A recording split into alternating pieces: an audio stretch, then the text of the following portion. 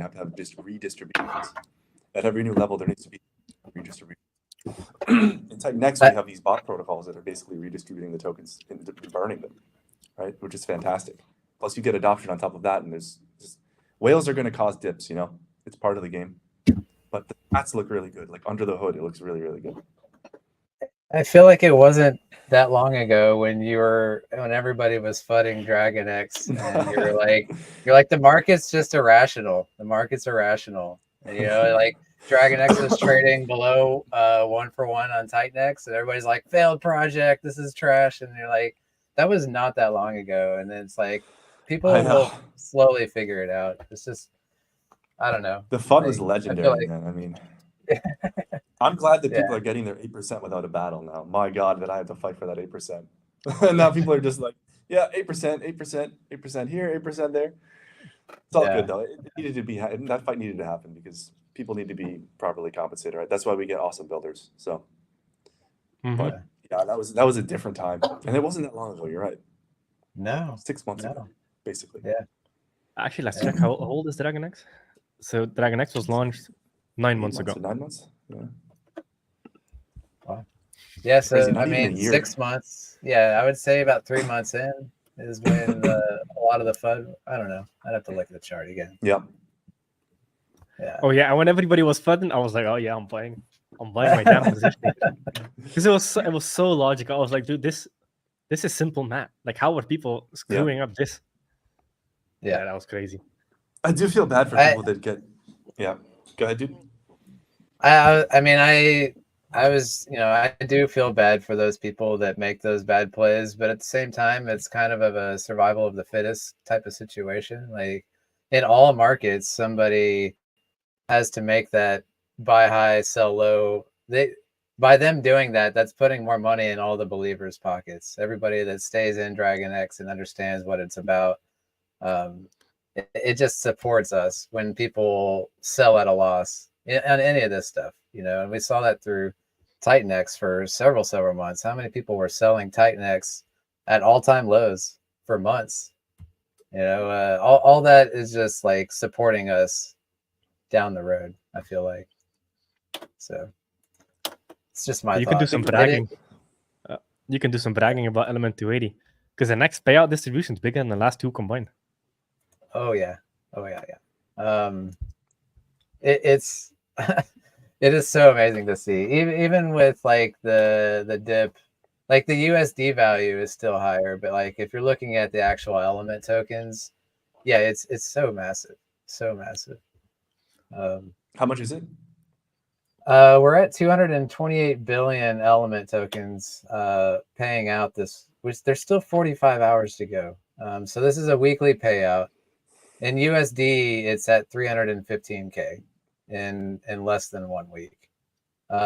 Last week it was like what, 250K something, or I'd have to double check USD, how many tokens. But it was less tokens. Yeah, much less. It it's just amazing to watch, and like I really am enjoying watching like the all the volume that's running through the entire ecosystem because of this, like massive amounts of volume. Now, obviously nothing compared to like what Titan Farms is adding as far as liquidity and volume, but it's still like 90% of this Titanx that's going in, actually 100% of it is buying ecosystem tokens.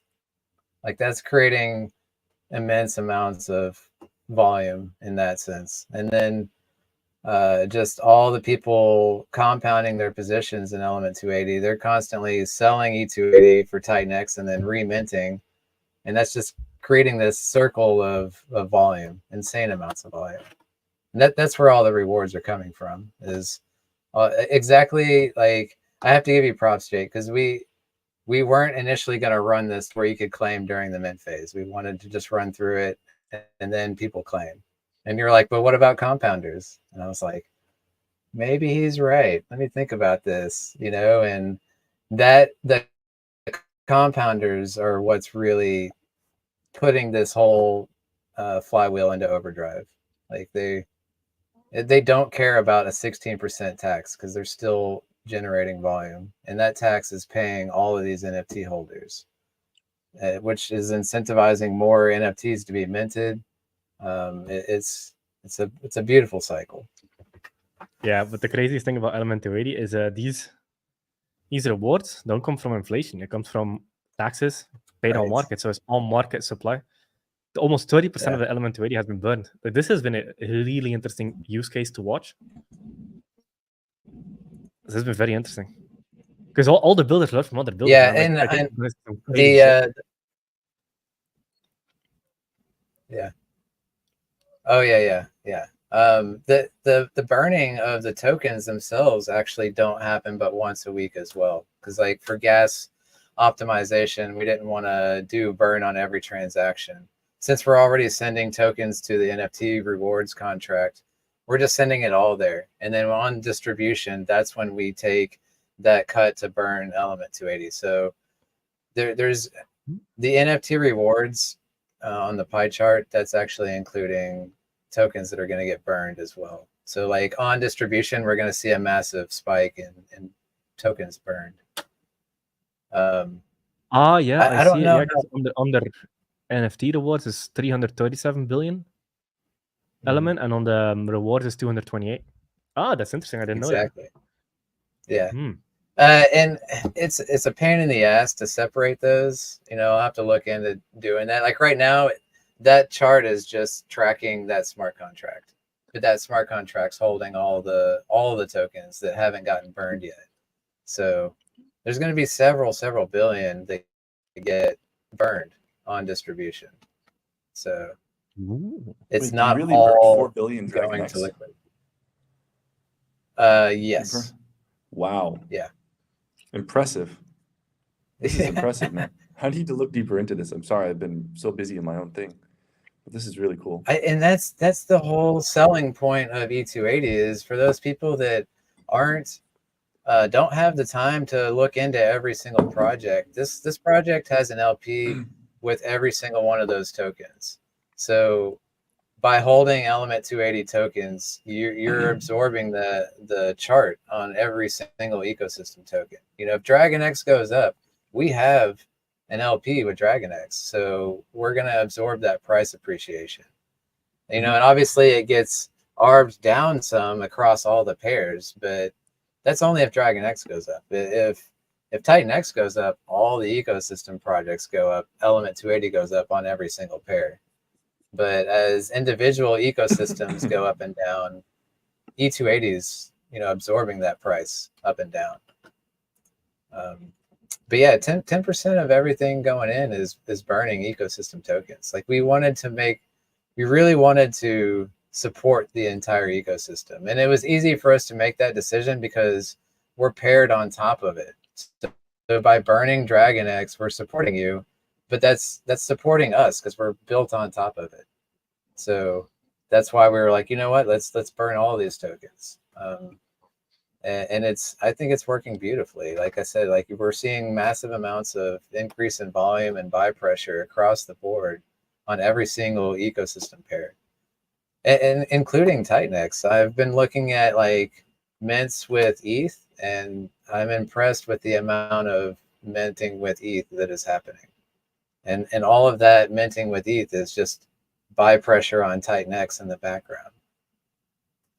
And then buy pressure on the entire ecosystem. So I like that. That was a good touch. Yeah. So if you want a piece of those NFT rewards, you got like 45 more hours. And if you mint an NFT before that distribution, you get a piece of it. Yeah, 45 hours. Awesome. Yeah. I'm looking at the comments. Oh yeah, any questions? Is this Mike Dean? Give me API. Yes, give me API access. Hell yeah. No. You're gonna have to flip the bill for Halcom. Maybe. It's probably gonna be a lot. Titan Farms. Oh my gosh, that is expensive. What is expensive about farms? The APIs? Developing. all the RPC calls. Price Oh, updates. man. Oh yeah, RPCs are not cheap. I'm paying like almost over 1,000 a month for RPC calls. Yeah, we're paying more than that. But it's all good. Yeah, exactly. That's also Wow. why the Genesis is important, man. Like these things are not free to run. Unless it's a very simple protocol, like it requires infrastructure fees or servers you need to pay, RPCs you need to pay. Like to make things run smooth and load fast, you need good infrastructure. Yep. Yeah, audits and infrastructure cost a lot. Like if you want to do it totally super pro, you know. Yeah, man. I was so happy when you guys did the audit with Pushov, the second audit for Titan Farms, because I was fucking shitting myself. I saw the liquidity coming. I'm like, fuck, thank God. Yeah, he's really good. He's now like the designated auditor for Uniswap. That makes sense. Like, Because he's done a lot of these like yield dex style protocols. He was a good fit for us because we tied to the Uniswap pools, you know. Great point. Said it is Mike Dean with an alt account. He's creeping on us. Is it? Yeah, text me on Telegram DM. I definitely want to get that on the stat page because that's gonna blow people's minds off. Because everybody's like, yeah, okay, Titanx is burning. But then when you see that chart, you're like, that's not burning, that's just fucking full on disappearing. It's like off a cliff. Like it's not just like 0.01% a day. We're talking sometimes full percentages a day. Like it's absolutely wild. What's up, sir? What's up, Marco? Morning, fellas. What's up, man? Morning. What's going on? Excuse my Welcome to the stream. My one of my windows. I don't know how it just broke last night, so I'm waiting for the window guys to come fix it. But yeah, what's going on? How you guys feeling? You guys survived the little dip? You survived it? Man, I was laughing so hard. I love it. That's man. such an interesting time to sell, I have to say. Like, why would you sell before? Why would you sell right before Ouroboros, you know, and right before the inflation ends? Right before the 369, right? When all this capital comes in, because it's not just Dragon X that gets ETH to play with, right? Yeah. So what I came up with theory is, I think why people did it is I think people thought it's going to be one of those sell new events. So why not sell now, get ahead of everybody else, buy the dip and all that stuff. But what the issue with that is that everybody ends up becoming sheep and they follow it and they don't realize it, and they don't realize they're wrecking themselves because you have something behind the scenes that's buying against you consistently. Right. And then you don't know what happens. And then next you know, you're chasing the bounce again. Right. So it could be a double whammy for some folks. But hey, listen, everybody has their own plans. It is what it is. We love sellers. We love buyers. Come play. Do what you got to do. Right. So no discrimination against anybody. But yeah, man, I love it, man. Burn it all, man. Play with it. Do whatever you got to do. Sell, trade, whatever, man. But yeah. Yeah, dude, what's up, man? You're my favorite guy now. What's up, bro? How you guys feeling? Oh, right? just another day in paradise. Yeah. Yeah, man. I'm feeling great. I'm trying to get just, you know, I've got these other projects, you know, in the pipeline. It's like there's no shortage of good ideas, I feel like, at this point in time. It's lovely. And I do get what you guys meant, right? Where, you know, you guys come out with a protocol or you're about to come out with one and you think you have everything set in stone, all the little features, gimmicks, tricks, you know, all the advanced stuff, and then you sleep on it, and like 3 days later you could be eating breakfast or on the toilet or whatever, you're like, oh, I got a better version of it, you know, or like an added feature or something you was missing, you know, the click, and then you go run to the computer, you start doing the diagrams, the flow charts again, and all that stuff, and then you start getting excited, be like, oh my god, this is coming together perfectly, you know. And I get it, man. I get it. And you want to do nothing but grab pen and paper and just like keep on playing with it and stuff. So I think last night I finally came out to the 2 protocols with the 2 flow charts of like exactly the T what they're gonna do. And I showed like about 2 people and they were like, whoa, like this is freaking cool. And so Jake, after you, and then dude, I'll show you, and then Erik, I'll show you right after later, and you know, give some tips, tricks, and you know. But I totally spaced on that. You did send me a DM. I definitely need to check that. Yeah. Totally well, I'm going to resend it to you because I added a twist to it. Like I changed it up, right? And I think it's much better than what it was before. But it's gonna be 2 protocols. All I'm gonna say is 2 protocols. One will be built on Matrix at the moment. The other one is built on Titanx, but it does show major love to E280. So those are the 2. And then if those 2 go good, if the pattern and everything that I'm trying to do works, then I could actually duplicate it again to another protocol I want to show love to, and I think it'll do phenomenal with. So it's exciting. I think it's a twist that everybody's used to, but they don't really see it. And when they see it, I think they're gonna be like, "Oh, this is pretty cool." So hopefully, the main thing with having multiple protocols is you want to make them all feed into one core. So you need to decide on what the core is. Yep. And then it becomes additive, not dilutive. Exactly. That's one of the things I was thinking about. So that's why I made a couple of little twists, couple of little things to make sure that it's focused in a certain way. So yeah, I agree. Nice. Sorry, I think I cut for a second there. Marco, are you building something? Oh yeah. There's two protocols right now. Yeah. So there's a few that I'm talking with some other folks to make, but like two really like this is I came up with myself. I just thought about it for weeks and weeks and weeks, and then finally like I got it all set in stone. And then in a few days, if everything goes well, I'll send the white paper. I'm trying to write it all up, and then I'll send it to the devs. I think it's the same devs Steve uses, a couple of people in the community use. And then I send it to those folks. They'll give me the rundown of what they think, what they what needs to be tweaked, changed, and then we'll continue from there. So, yeah, I'm excited. Yeah, I can't wait. Give a hint. It's gonna be cool, man. like it's just like.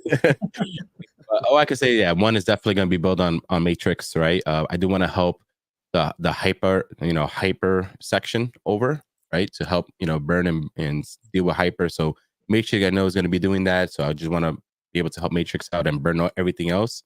And then I want to show love to E280 and help out with that section too.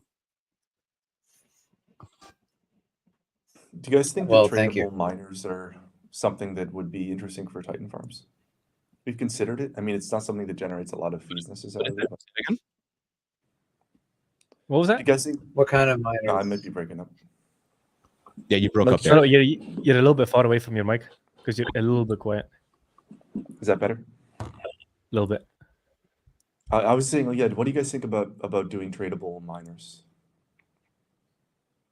for Hyper Hydra and Titanx?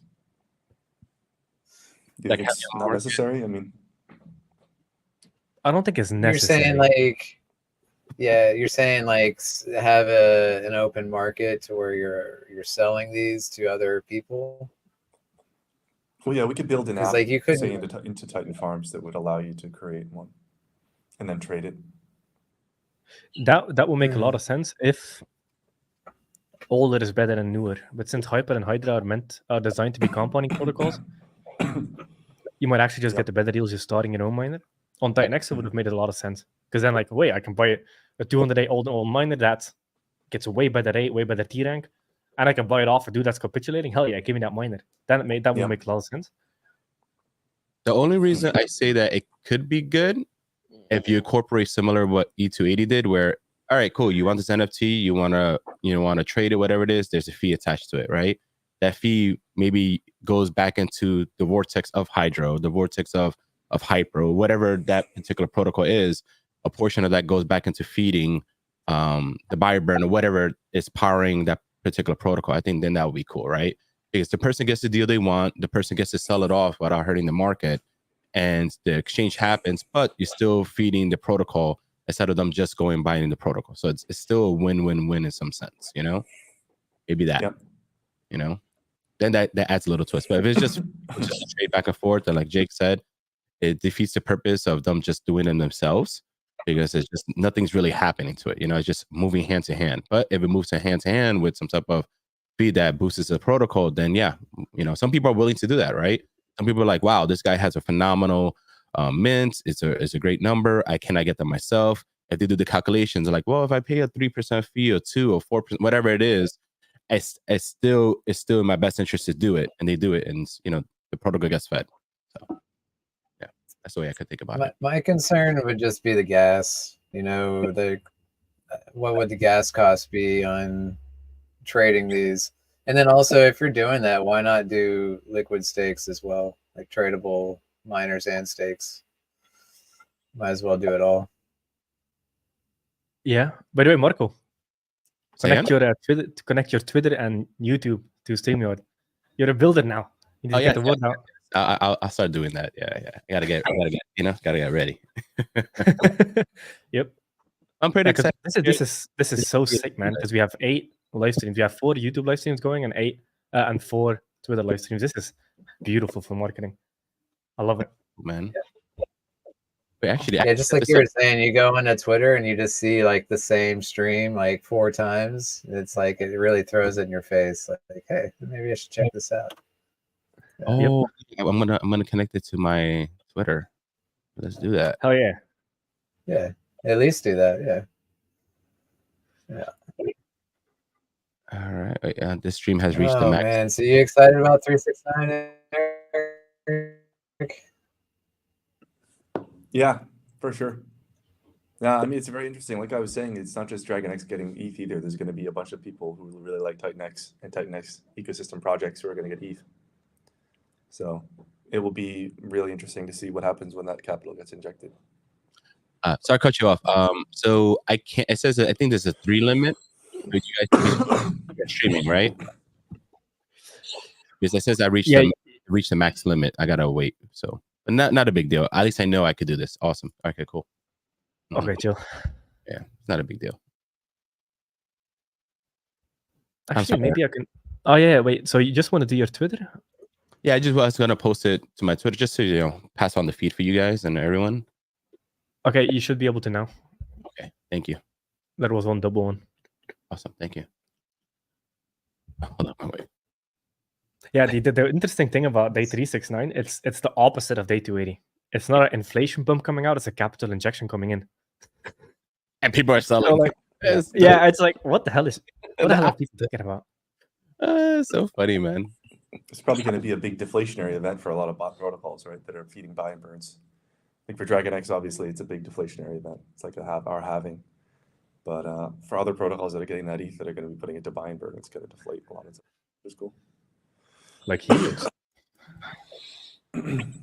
Yeah, I think the payout to market cap is a much higher proportion than what DragonX has. I think last I looked. Yeah, so Helios has roughly 1.1 million staked. I mean, Hydra's burning like the whole entire payout worth of DragonX every month now. So it's just grown so much that it's not even as consequential as it was. Just kind of yep. Yeah. Yeah, I'm not trying to discount like what you're getting or anything. I'm just saying like for HLX, I want to say the market's irrational. Oh yeah. Yep. Gotta love By it. the way, Erik, people keep asking about a zap function.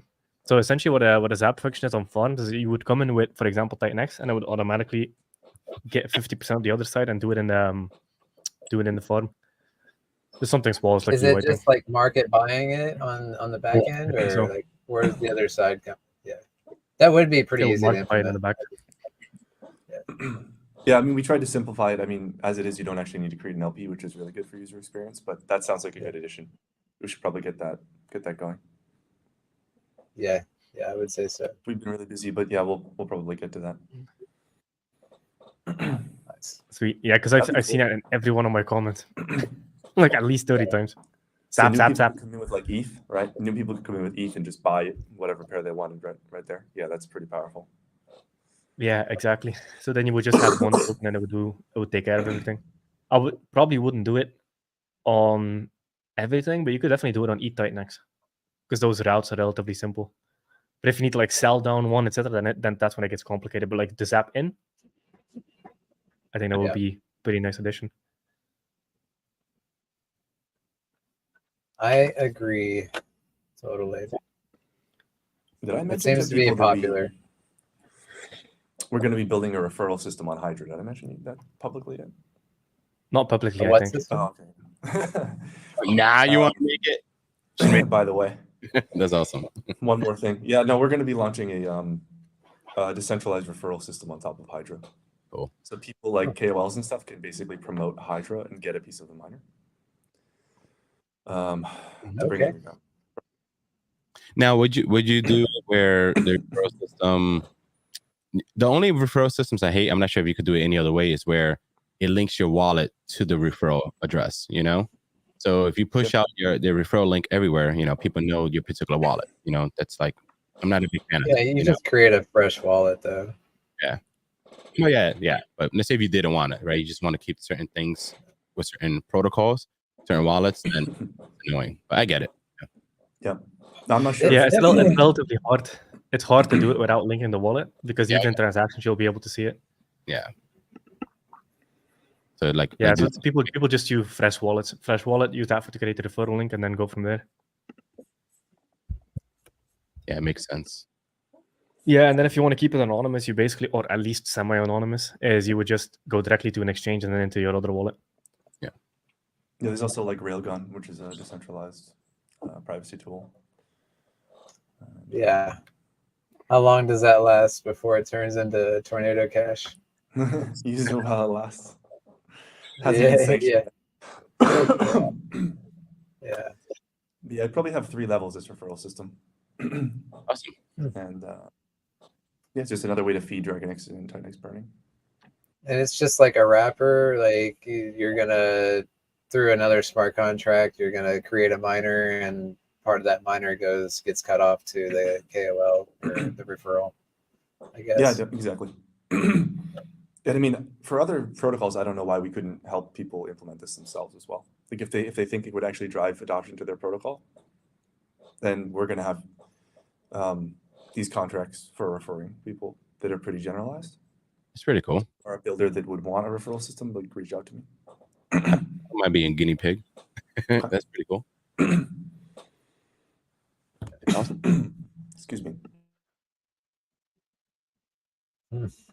I'm thinking if there any other major stuff. So tomorrow, right? Yeah, tomorrow we have the 1-year event coming up. It's like going to be a 2 or 3 day stream. Everybody's coming on. Oh, no, Lotus, I think it's And tomorrow. Lotus is launching during the stream. Yeah.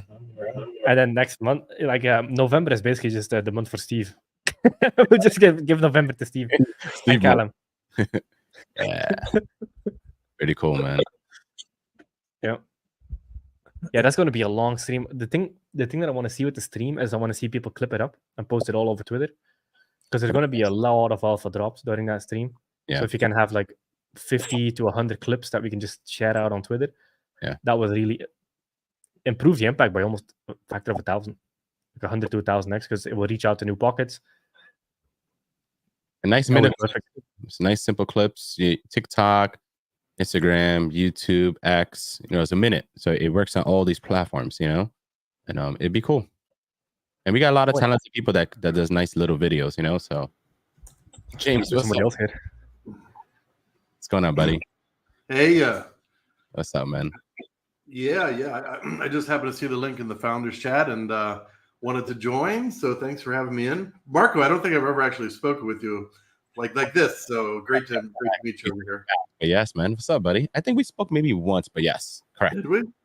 Yes. My memory is not the best, but we definitely appreciate your engagement. I mean, your engagement's incredible. I appreciate it, buddy. Well, you guys listen. You guys are all doing the work. I'm just gossiping about everything you guys built. So just keep on making stuff. I'll keep on talking. Yeah, you bring up the good words, though. I mean, the way that you talk about all the protocols, you really just you put your real thoughts into the tweet. You can tell it's not just you don't just throw it out there. You can tell you actually think about those. I can tell. Yeah, because you got to be responsible what you tweet out too. I'm not. You don't want to fluff up a protocol if it's shit, right? Because you're just gonna give shit to other people. So you want to be careful with how you present things, talk things, and I appreciate that though. Thank you. By the way, guys, we just pushed some changes to Titan Farms. Now I just saw it. ETH. Yeah, you can see the ETH price and GUE. Nice. Oh yeah, man. This thing's getting better every time. Yeah, percent of Tink burned. The dollar value was already there for total Tink burned. So, and also we have the day counter now. So, did you have the Tink overflow was always there? Dollar value of Tink burned is there. Okay. Protocol day. I see it. Yeah. Awesome, dude. Yep. Wow. So I'm not fluffing you up, bro, but this is one of the most prettiest farms I've ever interacted with. It's clean, it's efficient. What's needed is needed, is showing. What's not needed is not here. Erik, good job, man. We have a fantastic dev team and a fantastic designer too. This I is think I've reviewed this stuff a couple times, but his name is Bartek, and he's really, really good. good So job. yeah, there's actually a lot of information in a farming platform like this. That's why, but I think we did a good job. Like we have this show details drop down if people want to get nerdy on it. Sure. And see where we go. But we keep it simple up front. So I love yeah, the GUI. it's a good That's balance. awesome. GUI, ETH price. Yeah, this is getting better and better, man. Good job, bro. Wow. Definitely open to feature suggestions as well for farms, guys. If you ever It's have in an the idea, damn gray that you can't see. I was giving Mike Dean the same shit. Can't read this. Change the font color. Yeah, you're right. put it in bright orange for you. You're right. No, you don't want it too bright because you don't want it to like overwhelm the user, like you were saying. No, it's nice. It's like one of those things like once you know it's there, then it's perfect. But if you don't realize it's there, you can kind of gloss over it really quick and easy and not notice it. So I'm backing Mike Dean. I like that gray. You do kind of need to squint. You do kind of need to squint. It's hard to see. But it's funny because dude, like I have a couple of onboards that they love Helios. Like they love it, right? These guys love it. But every time they visit the website, they're like, every time I finish visiting the website, I get a fucking tan. It's nice and bright and it's orange, everything, you know? They're like, I'm getting tan. Watching screen is hilarious, bro. I've been wanting to revamp that website for a while now, and it's just like, is it worth it? You know, especially because I'm adding new things, and I'm making it even worse. Like the more I add to the website, the more it would be to revamp the whole thing. And I'm like, you know. Well, I'm just like in love with the 280 website, and like I'm like after seeing how pretty like I could have a UI, I'm like I need to redo Helios. I need to. But yeah, when time comes, you could do it. It is what it is. Yeah. It's a reminder of just progress for you, right? You get to look back and like, wow, this is what I had, and this is how I improved. Pretty cool. Yeah. Hey Jake, when I first joined, or maybe when I was in backstage, I heard you say that November is what was it, Steve's month? He's got a lot coming out, right? So we're interested, you know, because Scale is looking between like the 1st and the 5th or so. So if you want to look at the numerology, we'd love to get your input on it. Both audits came back. The code is public. Nice. The audits are public and the code is public. We just have to I have to add a disclaimer in the white paper. You can already see it in the white paper. It's already there. But we would love to hear your numerology take on it. What's the option? Whenever you get to it. 1, 2, 3, 4, 5. November 1st, 2nd, 3rd, 4th, 5th. We don't want to be too close to the 8th. I know there's a protocol launch on the 8th. There's a bunch of them. Well, I mean, there's only one on the 8th, I think. Yeah. And then no need to decide now. I mean, you can get back to us. Yeah, you definitely want to avoid. You want to avoid the 3rd of November because that's a 4-day. Oh, avoid the 3rd. Okay, yeah, that's a Sunday, I think, or something. And also November 4. So not 3, not 4. So now the options are 1, 2, and 5. Okay. 1, 2, 5. Any of those particularly stand out as good to you, like because of the day of the week, or any feelings that you get, or anyone on the stream? You know, anybody get a certain feeling about it? Let's see. I do like the 7th of November is good. 7th of November and 7 and 8 are actually the better dates. Well, somebody's launching on the 8th. Somebody's already launching on the 8th, so we don't want to do that. Even though it's a 14-day launch. Say it again. 5 is probably the best. It's a 6 number. 6 is the number of community. Okay. That sounds reasonable. That sounds like a good one. We're streaming with Mike Dean on, I think it's his Wednesday. Streaming with Smooth and Crypto on Monday. And we're going to announce the snapshot very, very soon. So yeah, 5th of November, we will take your recommendation, Jake. You've brought us so far and haven't been wrong. Like literally, I don't believe you've been wrong yet. So the prediction. When it comes to launches, just avoid 4s. That's the golden rule. Yeah. Every other number is fine. It's mainly just, especially in crypto, you want to avoid 4 because everything that ever touches a 4, like in launch date numerology, always gets sued or some bad shit happens. Oh. That's funny. Yep. That's dope. Okay, cool. Well, two of our 5% Volt donatees are here. So 5% over to Dragon X, 5% to Helios. We respect your protocols. Of course, Eric, we've got a special place for Dragon X. Without you, we wouldn't be anywhere of what we were. You know, you really helped us shape. You helped us architect the protocol. You've done amazing things with Dragon X. I feel like I can't buy enough Dragon X myself, nor can we, as a protocol, own enough in our rewards wallets and all those things. So, you know, not to just say everybody's doing a great job, but literally everybody's doing a great freaking job. It's all coming together. Pretty cool, man. Yeah, you guys have a pretty puffy treasury of Dragon X now, right?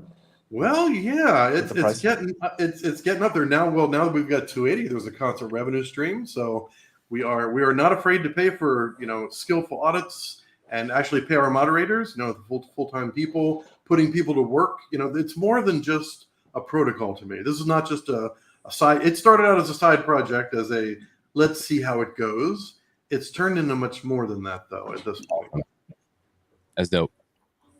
Yeah, and like thinking about the 369 payout, like that's supporting Dragon X, but that's also supporting all the protocols built on top of it, which is I feel like I can't say that enough. The bonded liquidity plays in Titanx are just so amazing. Like it's really what stands us apart. And it's smart, man. It's smart. It's bonded liquidity like 2.0. It's like a next level type of thing. Yeah. It's just bonded plus everything's focused just to buy and burn the exact same thing. It's freaking awesome, man. Really cool. Founder collaboration is a big piece too. I mean, you get in some ecosystems and you can't find 2 people out of 10 people. You can't even find 2 or 3 people that like each other. And here, you know, there's so much collaboration going on. So much collaboration. Correct. Yeah. Right. Is you could try. Listen, somebody could come and try to build the same Titanx, try to copy all the same things, do all that stuff. But one, if you don't got the other protocols that's like Titanx and comes and does everything and focuses on the exact same thing, and then on top of that, like James said, all the community members, all the builders, they all work together, talk to each other, help out each other. It's tough. It's extremely tough because you're looking at 3 different things that has to be so aligned to work to compete to something like this, right? It's like, where are you going to find that? Where you could get 10,000 random people with like about 40 different builders all agreeing to do one thing, and not only that, but help each other out. Figure, oh, you got a bug over there, bro? Don't worry about it. I'm going to help you out with that bug, you know? Hey, dude, you could tweak this, make your thing better. You know, like, where do you see that? Nowhere. Everybody's trying to be better. Everybody's trying to outsmart the next person. Everybody, you know, and then the worst part is like they're hoping for the other project to go down. They celebrate it. It's like, you don't find that anywhere here. You know, I love it. No way do we want other projects to go down. Not yet, because anything can happen in the future, but I doubt we'll ever feel that, because you build something, it helps everyone else, right? Another person builds something, it helps everyone else, right? So it's like, why become that villain if you could just all be partners? It's awesome, man. But this is the thing that puts our community apart, is one, the builder collaboration, but also, in theory, you could fork everything and build an own ecosystem and be the only sole builder in the ecosystem, but then nobody cares. Yeah, it's all one dude. There's no way you can market everything. The fact that everything is decentralized and it's a bunch of different builders with different personality types, different marketing channels coming into one. It's not the code that's important. It's the people around the code. That's the important part. It's the community around it. I agree. Because if you can build the best, most epic, sustainable protocol to ever exist, but if nobody knows about it, nobody cares about it, it's worth 0. It's the community that ascribes value to something. So yeah, the power is just, this is why nothing can ever compete with our community, because they can never get our community. Because even if they compete, let's say they copy everything, nobody's going to fucking support it. Who wants to build on something that's a copy of something else? That's literally a ripoff. Who wants to support a ripoff? Nobody does. So there will never be a community there. Like, all the stars had to align. Yeah. Literally all the stars had to align to build something like this. It's insane. It's cool, man. Insane. Cool. And then you think about it, right? The perfect timing when this all happened, right? when you built Titanx, when all the builders came and built their stuff, when all the inflation came out, all this happened under a year, just before the real bull starts to explode, right? Like you could have asked for a better situation, right? Like it's dope, man. It's so good. Hyperinflation before the bull market. Right? Insane. And the thing is, we all thought that could end up happening like towards mid 2025 or late, right? And we never expected 15, 20 protocols come out of nowhere and burn this much and be this aggressive, right? Like we never predicted this. Never. We were all busy cursing out Erik with Dragon X, right? And now look where we're at, right? I wasn't. I mean, let me just put that out there. I wasn't.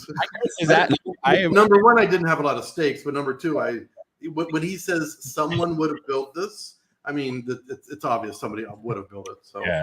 It's good that a benevolent whale has the right, attitude and ethos in there. That's fine. Yeah. I'm not being paid to say any of this, by the way. No, Erik and I do not agree on everything, but I agree on. But I do agree on this one, full 100%. Do you remember if was he the Dragon X launch first or Helios? Dragon X, sure. Dragon X, and then Helios. Dragon X was first, Helios. Then I launched like 3. Then Helios cursed Gwei. It went from like 50 to 180 or 200. Yeah. The curse. That's why he doesn't like to talk about Gwei at all. If anybody mentions it in like a dev chat, he loses his freaking mind. So that's why he attacked, the farm's Gwei fonts. He said the fonts of Gwei, and he attacked it. I am so happy that Gwei didn't get out of control with E280 because it stifles, the small people, It does. So yeah, like I was worried about people minting commons and spending more in gas than the common NFT is worth, but no, it's been beautiful. Yeah. Now that it's out, I'm okay with it. But yeah. Oh man, yeah. We know Gwei is coming up. I remember when Dragon X launched, and everybody started attacking Erik. I was like, guys, we finally have a fucking builder. Don't attack him. I was like, I'll go down with this one. Get him. Yeah. It's funny because, like I said, just that first day when he announced it, I was so mad at Erik. Like I was pissed off because I made a fat fucking stake. Like I was like, I'm calculating all the ETH and everything's gonna happen. And then he announced he's gonna do it. I'm like, this fucking guy, this and that. And then next day, like I said, I was talking to my wife about it. And then next day when it finally clicked, I fell in love with him. I was like, yeah. And then I literally, I don't know if you remember when you opened the TG and all that stuff. I'm like, oh, you're brilliant. I love you. And I was just like, it's funny because when he kept on getting arrows left and right, like I felt like I was his shield, just defending him. Like, no, leave him alone. Like this is Thank you, Marco. Thank you. I'm like, back up. This is great. Like, shut the fuck up. You're part of this team. I'm like, I'm not. Like, it's just as great. Like, trust me, guys. This is worth it. And then over time, people started understanding, like, yeah, this is good, And honestly, thank God you did it, man. Like, it played a key role to everything. It is the cornerstone of Titanx. I dare to say that it really is. Yeah, and it's funny because I think we got the flack for not just what we took, but what all the other stakers took too. Oh yeah, because we only had 26% at that time. Yeah, people was tight. I guess people just misattributed all of that to Dragon X. Yeah, man, it was great. Like I had a manga, like he went big too, and he was upset. And then he was like, "Fuck, I might as well just join this damn Dragon X freaking." He started going back in there, just helping out. So might as well. Like maybe Shogun or this things or something comes and helps us out. I was like, yeah, hopefully they do. I see. I mean, you just have to remind people that your tokens are not gone. Exactly. Your next will come back. Yep. Like these are just you're getting the payouts. It's getting diluted maybe, but like you're still getting 100% of your Titanx back at the end of your stake. That's correct. And we don't know the future, right? Like let's be real, we don't know the future, right? But there's a lot of people that staked 50, 60, 100 billion, 80 billion, 90 billion, like what that could be in the future. You just don't know. And you maybe can never get that type of bag in the future again, right?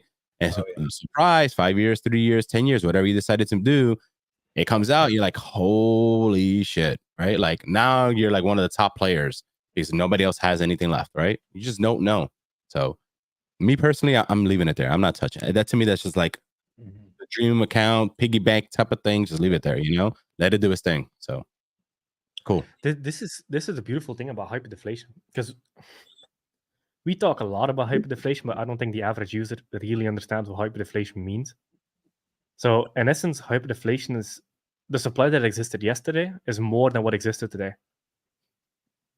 That's essentially what hyperdeflation is, which means that if you have a position and you wait, so if you have 100,000 of a million supply, you own 10% of the supply. But if that supply goes from 1 million to 500,000, now you own 20% of the supply. By doing nothing, you don't have to trade, you don't have to do nothing. You get more and you get bigger by literally doing nothing and just sitting on your ass. Yep. That's hyperdeflation. And then because most of crypto is inflationary. All L1s are inflationary. Solana inflates at, it's even higher now, $60 million a day. And free validator rewards. They don't even have to pay to mine anything. They get it for free by being a validator. $60 million a day. And it's doing just fine. So like inflation also has this like bad rep, but inflation is not a bad thing. Hyperdeflation is just a way better thing. Yeah. So like I think hyperdeflation is going to hit people like a ton of bricks because now everything that they've experienced at Titanx was under an inflationary supply. Yeah. Now that's going to switch. So people are going to have to do the mental adjustment or they're just going to get left behind because the Titanx that they were in at the start is no longer the Titanx that we have today. And they can't get it. Protocols, the best farms in the world, Ouroboros multi-collateral lending, a Titanx backed stablecoin, hyperdeflation hitting. Like, man. You know what's great? That's no longer the old Titanx. What's great what you just said is that this is what's powerful in this ecosystem, right? That a little guy could get a position on every little protocol, just a simple, nice position, not do anything. Let the market do what they do, and they just rise up. That's all you need to do. I have a couple of buddies that they were pissed off that they didn't jump into DragonX early, right? Like they felt like they missed out. So they DCA'd, they grabbed a couple of billion here and there, just DCAing.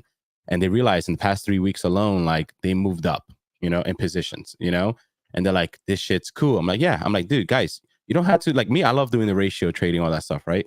You don't have to do any of this stuff.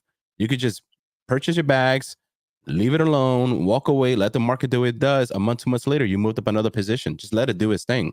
And if Ouroboros comes out, even better if you wanted. You could, not financial advice, put it down, take a loan against it, go play, and then unlock your tokens when it's worth much more, right? And when it's sitting in there, it's rising in price too because you're not selling it. Other people are, right? So there's multiple ways of doing this, but where else can you get that in outside this ecosystem where every protocol you touch is deflation or every protocol you have a chance to move up? That's awesome, dude. And not a lot of people spread that awareness. It's dope. It's really cool. Yeah, I'm excited to see the vesting periods for Ouroboros hitting. Like, I want to see the Jeets show up and start just dumping tokens, and like it's just gonna obliterate the supply. Like I like the way he designed his mint phase. It's very cool. I like it. He's moving fast, guys. It's everybody's like, oh, come back 5 days later, 6 days, and you look at it like, oh shit, I could have got like 2 million more tokens if I would have done this. It's quick. I like it. It ratchets up really fast. Yeah. Do we have an ETA for that for the actual lending platform launch? I think it's like 3 weeks or something. Yeah, I think it's a little bit less than 3 weeks now. He said 21 days, like almost a week ago. 20 something to a month away from launch. Yep. Yeah. I can't wait. Man, that's gonna be a big one. Damn, because the element. I was gonna say the element 280, dude. I guess it kind of makes sense. And so at Ouroboros, the supply is going to be so scarce. Yeah. For some reason, the minting phase didn't get that much attention, and I don't know why. I like the tokenomics. It's 100% buy and burn. The buy and burn will start kicking in once the supply comes out, because right now there's nothing to burn. It's just literally the liquidity that was created. You'll be able to stake your ORX and earn fees on people taking lending against all of their build on Titanx assets. Yep. And a lot of people are going to early forfeit their Ouroboros and get way less of the supply in the future. Like it's very easy to build a whale position in ORX. Yep. Because like this is my personal philosophy is whenever I get into a protocol, I'll just hold. I don't ratio trade. I don't do anything. I'll just hold. Yeah. And then what I do is that when I need money, I just sell down a little bit, go into real dollars, but the rest of my wealth is still in assets. I just liquidate whatever I need for like lifestyle expenses, and usually I just have yield or whatever that I liquidate. I don't even need to touch the positions. Yeah. That's always how I personally done it. Because when I go into something, I don't go out of it. I'm like, okay, I believe in this for the long term, and I'm a very, very long term minded dude. Love very long term. Yeah, but excellent position, right? Like, why would you? Yep. That's why I'm excited. 100%. Man, that's why. Yeah. And the money's not going to do anything better in my bank account. And it's not going to do anything better in fucking meme coins where you get rucked every 5 minutes. And it's not going to do better in stablecoin liquidity pools where you earn 5% a year. Like there's no better place to be. Just hold it in hyperdeflationary shit. It's that simple. Yeah. Yeah, it's crazy. But like Yeah, with the 100% buy and burn, people are going to be early claiming, forfeiting some Ouroboros tokens. Now we have more than 100% buy and burn. Like it's beautiful. Yeah. Yep. And there's already farms for ORX. Yeah. It's just there's a big holdup on the dev. I feel like a lot of people were worried about like non-doxed dev, but. And that's fair. Like that's fair, right? Like Mike Dean says, it doesn't matter if the code's public and there's audits posted, then like that should be enough to speak for itself. Yeah, and there's certain protocols that just exist as utility on chain. As long as the code is good, it's audited, it works, has been tested by time. Like you don't need a guy on Ethereum promoting liquidity. It's just there, it works, it's the tool, it's like the wrench that you have in your toolbox. You take the wrench whenever you need it. There doesn't need to be a salesperson that shows up at your door. Hey, use that wrench today. It's like, no, it's a tool. You use it when you need it. Yeah. Yeah, I get it. Like I think over time with George, Yeah, I talked to George and confirmed. I don't know. Jake, you probably confirmed it too. That the audit actually matches the code. Yeah, he didn't even need to do that. That was a good sign. Yeah, he's a good guy. I actually got a chance to see his face and talk to him on a one-on-one call. Though he doxed at me, so I've been pushing him to maybe show his face at some point. I don't know. I don't think it'll happen. The Ouroboros founder you're talking about? Yeah, Ouroboros founder. Okay, cool. Yeah.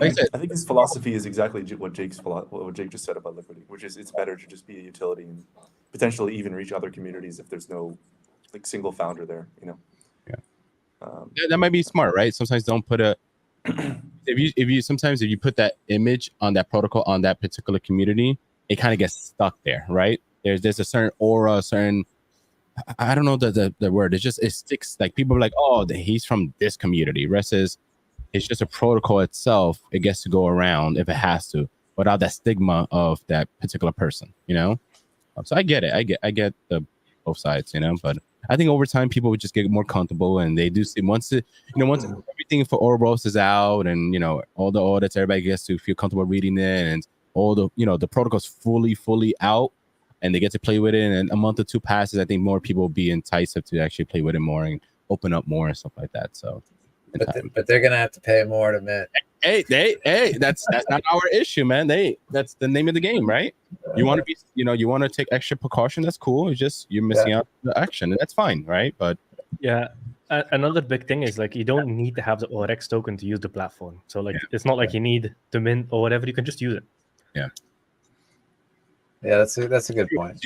And it's not out yet, so once that comes out, I think we'll see a lot more action. Yeah, you use a separate wallet. If you're not sure, if you're scared, use a completely different wallet, all that stuff. Just extra security, and there's a risk. There's always a risk of everything, no matter what. But just be smart with it. That's all. I think the next experiment in hyper deflationary might be with scale, because 35% of the mint is going to be going to the Titanx. You can mint with Titanx or ETH, and it's going to be converted to DragonX, and it's all going into the baby DragonX buy and burn, which if we do well in the mint, if people really love it, there could be more in the buy and burn than maybe 25 or 30% of the whole protocol, the liquidity pool. Liquidity's been hanging around 800,000 to 1.3 million. That could be incredible. In fact, I will be reaching out to some of the OGs on buy and burn. We do have a DAO, and we do a vote. That's great. But we want to make sure we want to put the right votes in front of people. So these are some things that I've never done before, and we want to do amazing things for the community. So after we launch, no matter what we do, we know it'll be a good turnout. But if it's very, very good turnout, we're definitely going to need some advice. We don't have all the answers at Baby DragonX, so we appreciate the collaboration. Yeah, I love that, James. Good job. You can go in with Titanx and Ethereum, and then the Ethereum buys Titanx, DragonX, etc. Yeah. Yep, Nice. 35% of it. No, And I've then the been other 25% preaching is the Hydra miners, etc.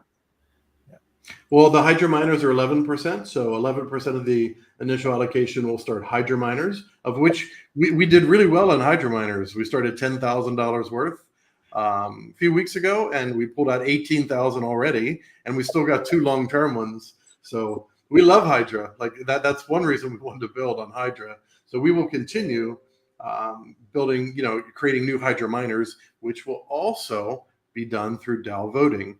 Couple admin keys here. I think Mike Dean's going to grill me. How many admin keys do you have? Who's going to make these decisions? So I can't wait for that, and I will be ready for his questions because he does come up with good ones.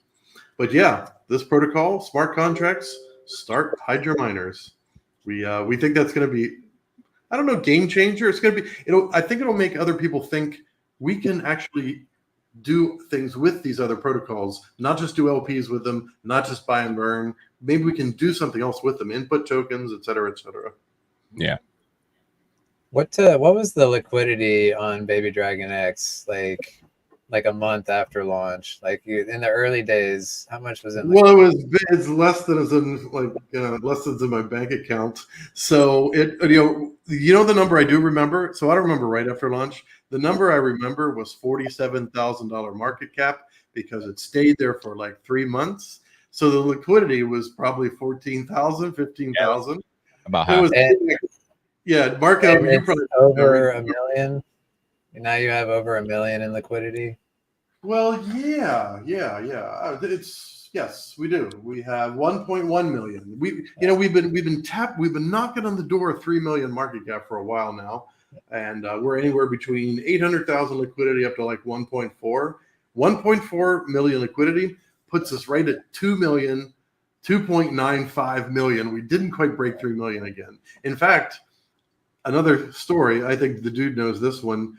We had an all-time high of 4.2 million. So the 420, dude and I were on a call. I was asking the questions. We literally hit 4.2 million for a second, and then it went back down. Yeah, I feel like it was him. Like I don't know how that happened. I've had people come to me and they're like worried about the Element 280 liquidity. They're like, "How is it going to go up? How's it going?" I'm like, "Have you seen Baby Dragon X? It went from 50K to 1 million. Yeah. Like, why don't you think that we would be capable of doing that as well? Like, it's, I don't know. It's a dumb FUD, in my opinion. Especially if you get your volume up, then you get on farms and your liquidity will skyrocket. Absolutely. We are. Yeah, by the way, is there a chart where you can actually see your average volume per day or just your daily? I've asked so many people, and so we did 83,000, the last 24 hours. Couple days this week we've been 120, 130, 140,000. Does anyone know a chart or a portal where we can see that? That's on Dex Tools, no? Thank you. Maybe. We couldn't find it. Maybe somebody smarter than us. Chart Dex Tools? You have 1 hour, 6 hour, 24 hour, and 7-day volume and price. On Dex Tools. All right. We'll poke around there a little bit more. So you had 63K today, and you had 750K over 7 days. Okay, so BDX / so on the Dex screener it says 83,000. So maybe that's counting more than just BDX and Dragon X. The portals don't always match, by the way. The portals don't always match. Yeah, maybe it's not checking all the pairs or something. This is a specific pair though. So the BDX Dragon X pair. Okay. Oh, sorry, it's 85. So did I say 65? I meant to say. You did. So you had 83. The difference between 83 and 85 is more acceptable to me. We're going to do all we can to knock it over 100. When scale launches, I hope we're doing 200,000 a day, 300,000 a day. I hope we do many X's. I hope people do extremely well. And people that hold scale will get reflections. Many ways to play scale. Many ways to play scale. By the way, James, have you claimed your Morales page? No, but we were just talking about it in the chat. Literally, Hexatitan said he said that you were tweeting about it, and I said, "What the hell is this about?" So I went over and looked at it. It looks good, and he actually showed your page too. This is definitely something we'll claim for sure. We'll do. Nice. Yeah, I would recommend all builders to do that because we're actually developing a pretty deep relationship with Morales that will benefit everybody. We're pushing to kind of get our farms featured on some YouTube streams and stuff. So it's speculative right now, but the more we can do to adopt Morales, I think the closer it gets a lot. Smart move, very smart move. And Ivan on Tech, he's very active, so smart move. Yep. Good job. And all the Asians love watching his shows. They love going over there. They love right? Really? Oh yeah, they love. I knew Ivan fucking forever, right? So trust me, when you go in the chat, you just start laughing. People go crazy for all kinds of things. So hey, you never know, right? They start seeing the farms, they start seeing Ouroboros, they start seeing all that stuff. Oh, they'll come to play. That'll be great. Yeah, and if your token is like mooning on a particular day, Ivan covers the top trending tokens. So we've actually been covered on Ivan's stream like a couple times because Dragon X was pumping on that day. Like, what's this Dragon X? What's this going on? What's this? I'll be laughing. Backing me up. What is this Dragon X? You know, like yeah, I remember on the stream he mentioned Dragon X, Titanx is the same thing, and he was confused. Yeah. His brain was fine. Like, this is too much. What's going on? I'll be laughing, bro. Like, just hit me up. I'll teach you. It's so funny. I got him in DM. I tweeted exactly how you could kind of communicate it, what the two are, and then I tweeted that out to him and I sent him in DM and he read it. Awesome. So I think he's more familiar now. Yeah. I think the day when he decides to sit down and go over everything, I think it's really gonna blow his fucking mind. I really think. I think he's gonna be like, holy shit, guys, breaking news. This is the new thing. Like this, like I think he's gonna go crazy. I think he's really gonna be happy. And because like I said, it's a lot, right? Like Titanx, it could be really simple, it could be tremendously complex where everything's going on, right?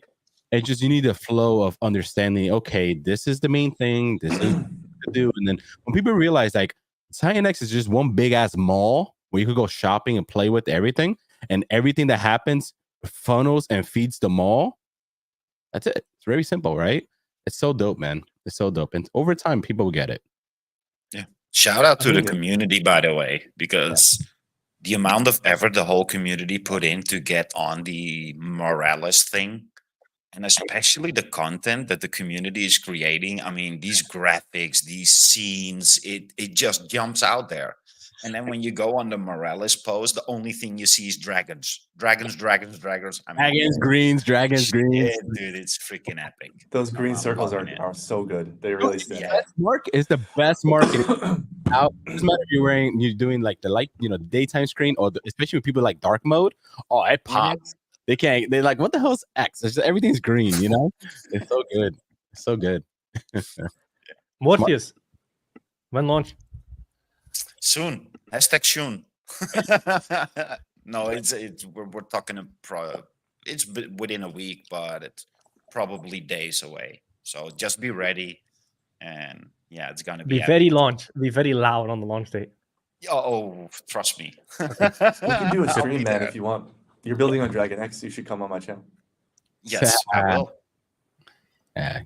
Invitation accepted. Heck yeah. Thank you for building on Dragon X. I appreciate it. Yeah, when this whole thing came out with Titanx, and it's the same thing what Marco was saying. When Dragon X came out, we were like, really? Is this gonna be what we're all used to? You build something amazing, something else comes, and then it extracts all the value. Yeah. This did literally the opposite.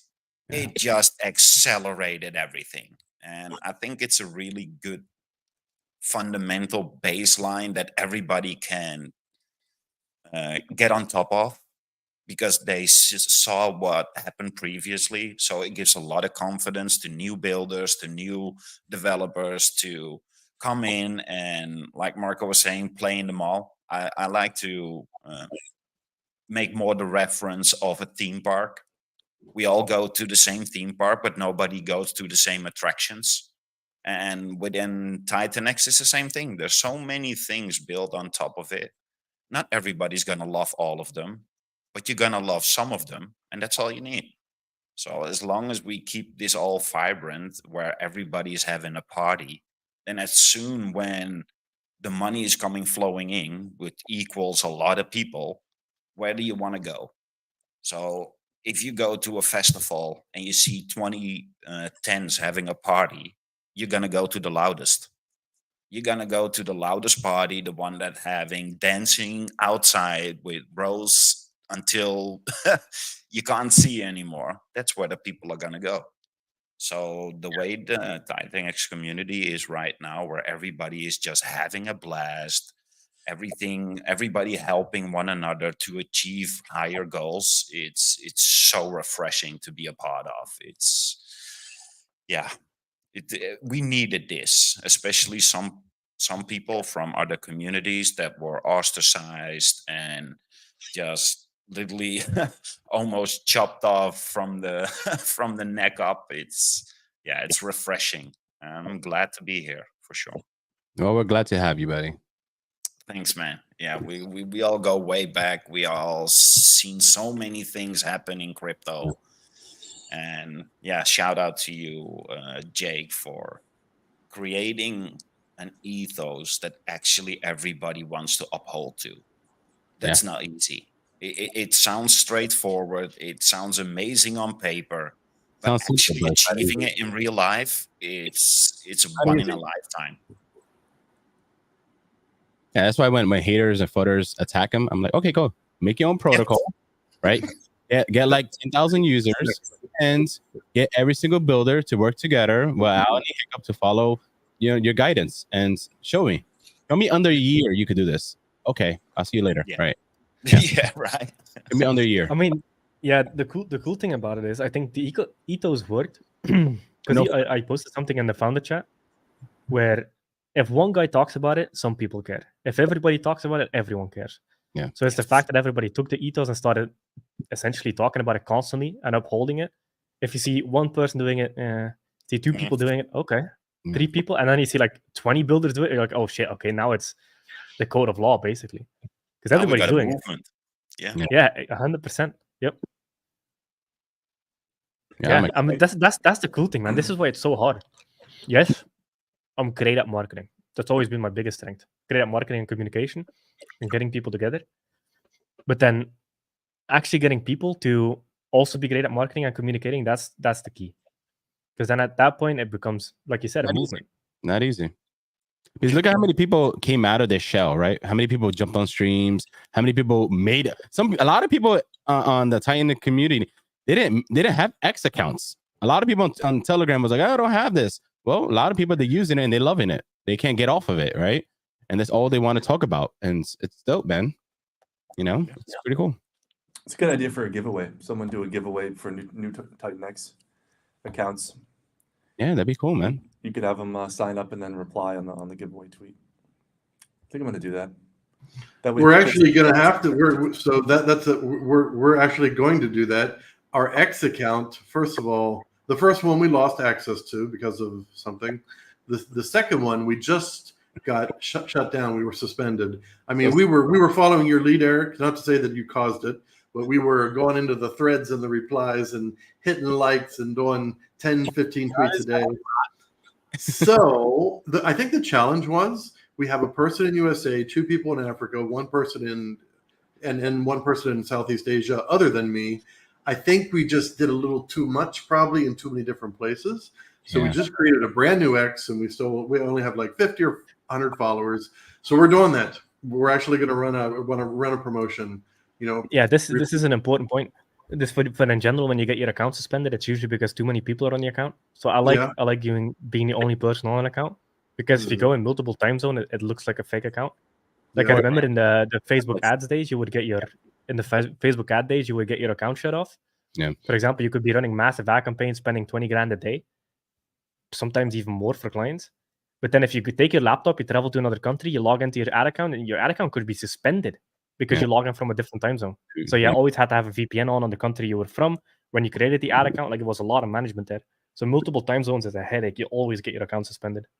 Tell me about it. And when you make a new account, X, you don't want to try to like request to follow everyone like crazy, right? Because it seems the algorithm would think you're a bot, and that's why a lot of people get shut down. I think Flux was having that issue too, where they were just trying to grab everyone at the same time, and then people flood them and they think it's a bot happening, and they got shut down like 4 times in a row. So I literally had the same thing when I started Morpheus. I took part of what Jake was saying. It got your metric out, get to a certain level you want to go, but Twitter doesn't like it. It's like, yeah, there could never be a human being trying to achieve this, so it automatically just kicks you off. Even if you look like a product or a company or something like that, that's usually the scams out there that they're gonna flag it. So just every few hours you do it. Every few hours on new accounts. Exactly, on new accounts, it's kind of like with cold email. You would start out sending 5 emails a day, 10 emails a day, 20 emails a day, and over like a period of 3 to 4 weeks, you would scale up to like 50, 100, and then you can go higher. So on Twitter, it's the exact same. Just warm up, start slow, and then day by day do a little bit more, and then after like week 3, you can pretty much go all out because then your account is warmed up. Yeah, when I used to do internet marketing, like, oh my God, like 10, 12 years ago, I used to love that thing. Jake, ClickBank? You ever used it back then? Oh man, that's the good. Yeah. That was a moneymaker back then, So I used to do capture pages, autoresponders, all that stuff. You do introduction the first 3 days, you wait, then you do the product, and you wait, and then you have other funnels behind it, and then it's the funnel thing. So yeah, it's really similar. Just gotta. It's funny how we all come from a similar background. Like I think internet marketing and crypto has such a big overlap. Everything, man. I was huge in that shit. ClickBank, man, I was on that thing 24/7. I said, look at what's the best paying thing. Oh, vitamins today. All right, let's do it. That was the best thing, man. I had no idea what it was, so I need to look that up. It sounds interesting. That was like the good old days of affiliate marketing. You know what made me stop doing it? And then I waited like a year or 2, and then I jumped into crypto. So I had a partner, and then that I was doing this with, and we built an emailing list almost to 180K people. That might not seem like a lot now. That's huge back then. What a conversion rate, I think it was like 4.5% or something like that. Some pretty good number, And so every time we did like these, the protocols and products and all that stuff, and ClickBank, we used to get beautiful referrals and all that stuff. And then one day I logged in, and he took everything, man. He took everything from me. He just took all the emails, took everything, and never heard from the guy again. After that, I was like, and I worked with this guy for like 3 years, man. 3 years. Crazy, right? The internet is brutal. Yeah, it's brutal, man. Brutal.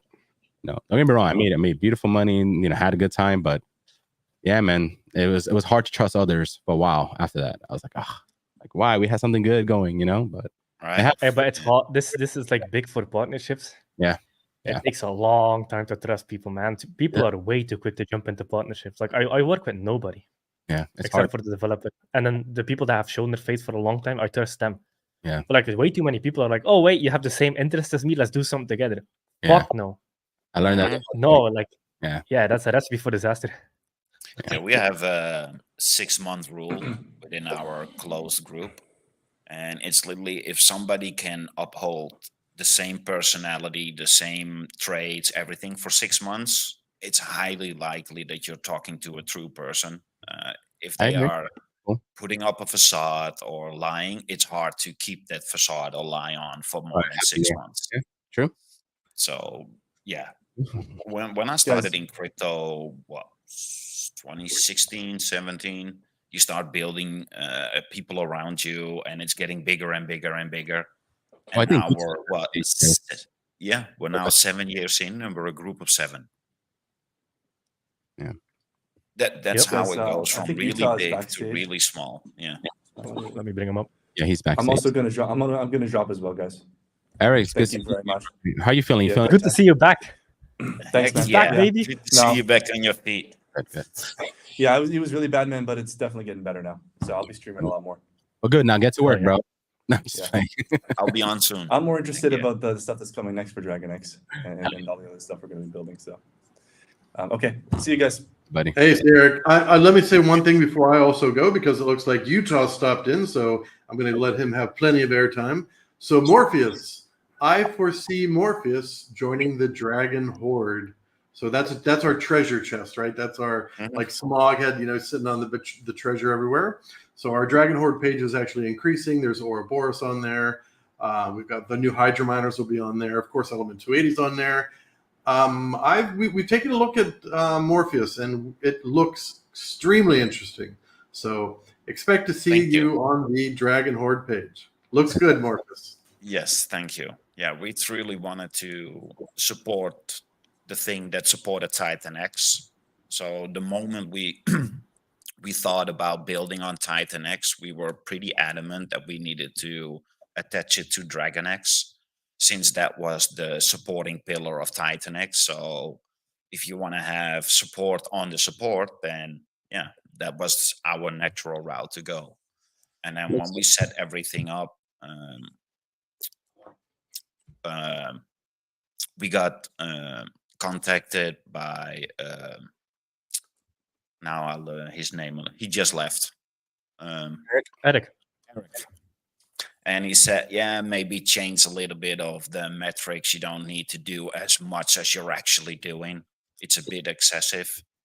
And then we were open with a percentage that we could do something else with. And yeah, we came up with a raffle. Within Titanx, it's constantly something trying new. We have no idea if it's going to work, but we came up with an idea. We execute it, and now we're going to see if it actually is going to work or not. But I think it's really good that we have the ability to give some of the people that truly want to participate in the main phase to give something back to the community. I like it. And I think it's, I think it's going to be big for sure. Awesome. Sounds like a good ethos to me. Take care, everybody. About We're that. gonna join up. We're gonna sign up for Morales right now. Heck See yeah, y'all. let's go. We should all do it. We Take should it all easy, do it. friends. Yeah. I like James. James is always cheerful and helpful. Good energy with that guy. Yeah. So with It's a common Morpheus, team here. there's going to be stuff built on Morpheus, right? Yes. I know of something. Okay. Yes. That's important to know. It's just the beginning. So we came already from somewhat of a building background, but didn't really had any incentivization to do so. And then we came on to the Titanx ecosystem, and all you see is incentivization to do so. And when you get so much support from everybody around you, it's hard to not do it. So you're almost, it's like the universe compels you to do things that you normally would never have done. And that's all about how the community is, how the ecosystem works, how it's all fair launch, how there's no fees. Everybody can align with the ethos. Everybody can align with the, what is it called? The hubris of the whole ecosystem. I think, yeah, it's just amazing. So yeah, Morpheus is literally a stepping stone. It's only the beginning. We have big plans for the future. And I've said it before with on other streams, you see a true shift happening within crypto. And I think Titanx is gonna be is the foundation of it. We started off in crypto. What can we do to make this pump as hard as physically possible and then extract as much money as we physically are capable to do so? And now within the Titanx ecosystem, it's completely different. It's like, what can we do to not have it drop 90% in a bear market? What can we do right now? What can we build? What can we do about incentivizations and all these things to make sure we don't have a 90% drop in a bear market? Because people don't realize what the difference is between a 70% drop and a 90% drop in a bear market. There's a 10x your back. That's The big. difference between 70% and 90% is a 10x on your back. And think about the recovery of that difference. Yeah, exactly. Big difference. It's- It's a lot less it's- economic energy to bring that back up. It's a big difference. Correct. Big. Yeah. So If we want to treat it as a store of value and it's actually going to take over our monetary system in the future, then we need to think about things like this. If it needs to be a store of value, then it actually needs a store of value. And that's what you're seeing now within the community. Everybody's just building and building to make sure that the store of value is actually still there when you need it. I agree. Yep.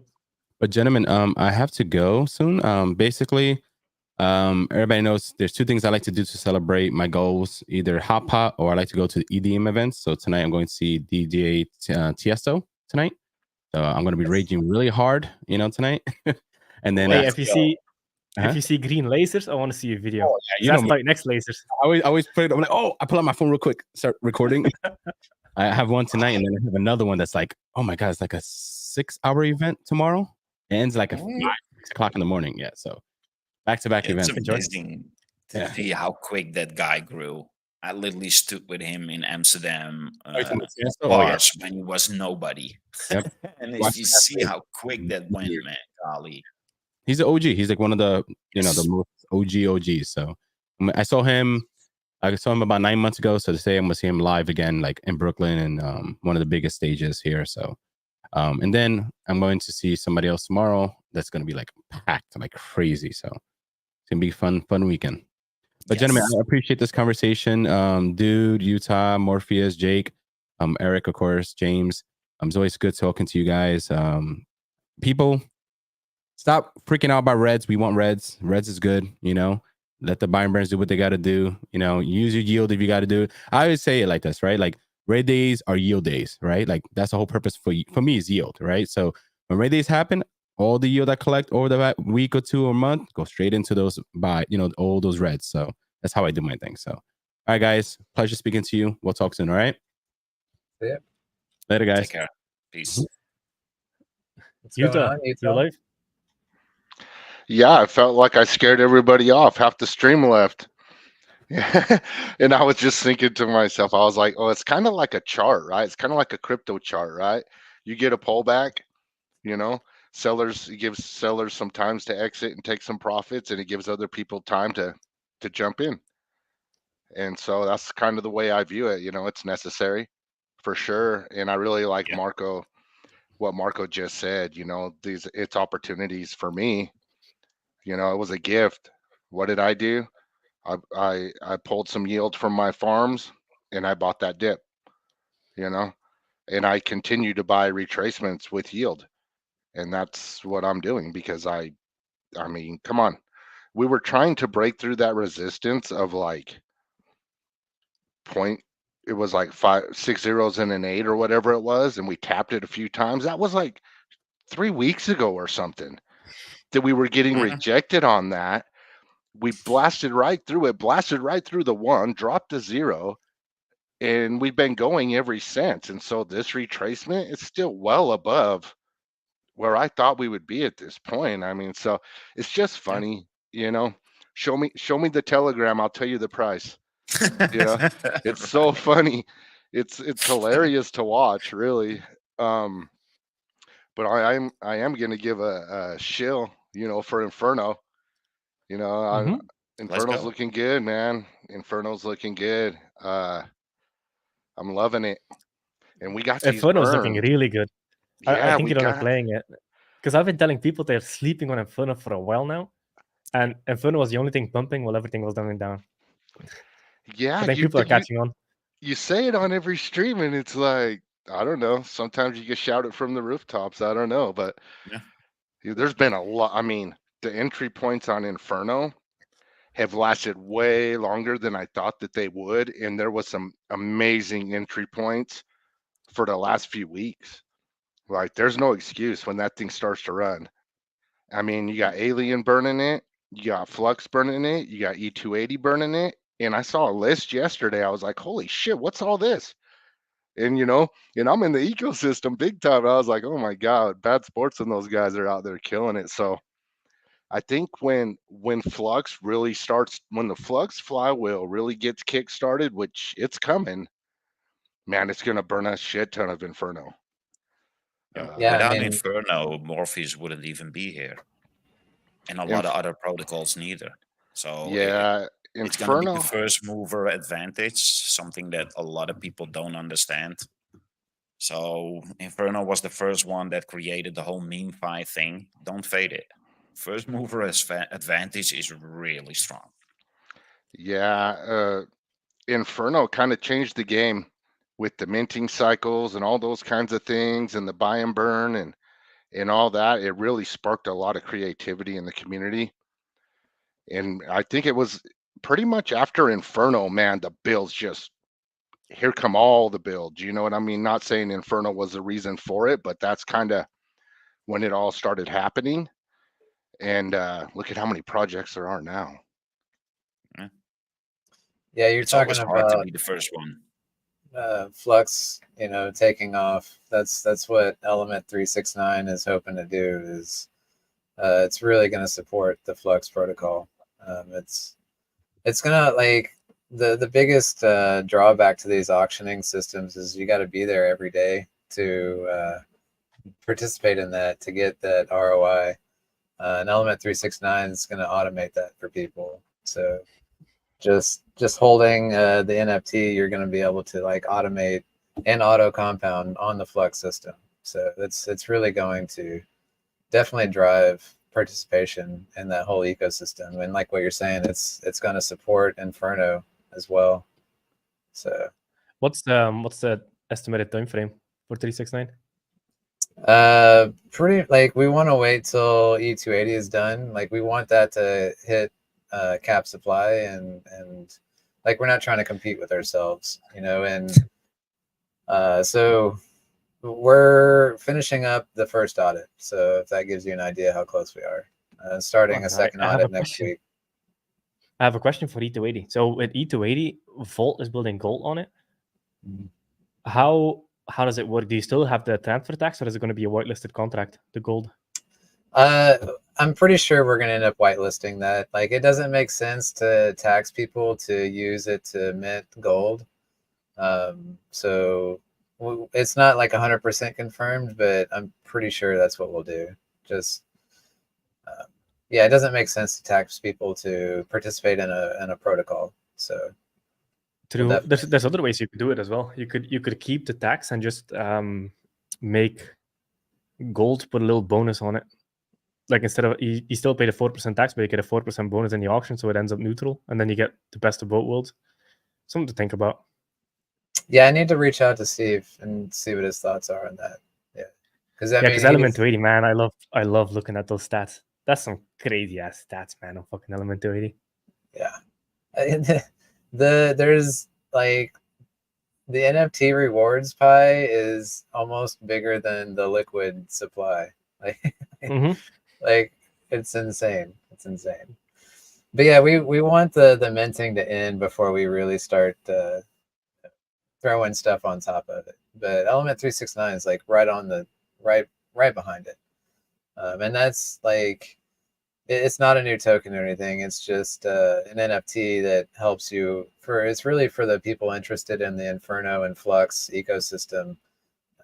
You know, if you want to participate in that, you can do it through this NFT that just you're automatically participating in the auctions every day. You're automatically auto compounding your position.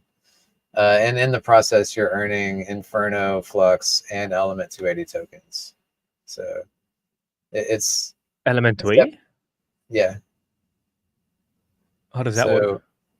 Yeah, because Flux payouts are in Titanx, and that Titanx that's getting paid out is going to buy Inferno and buy E280. Man, I like that. That's smart. Nice. Yeah. Because like the idea is like these are two, just like you want to build a deflationary asset on top of these deflationary assets. Like this is a way for somebody to automatically earn yield on two deflationary assets. Like just holding this NFT, you're going to be earning Inferno and E280, which are both, like cap supplies, deflationary tokens. So. Wait, what the hell? Okay, so with the E369 NFT, you create that with Titanx, I would guess. Yep. And then you get essentially yield from the compounding that happens in Inferno and Element 280 tokens. Do you get anything else? You're getting the yield from the Flux protocol. Like the flywheel effect is from participating in the Flux protocol. It's going to automatically participate in the auctions every day. And then it's going to be max staking Flux. And then with all the rewards that we're getting on all the Flux payouts, that's earning Titanx. And then with that Titanx, we're going to buy Inferno. We're going to burn some Inferno as well. So we're going to contribute to that deflationary mechanism of Inferno while adding that buy pressure and rewarding that to the user. So they're earning now two tokens that are continuously getting burned and deflating while earning rewards on it. Man, okay, that's a crazy system. I like that. Yeah, because you're buying Element 280 off the market, so it's not inflation, and you're buying Inferno off the market. That's not inflation.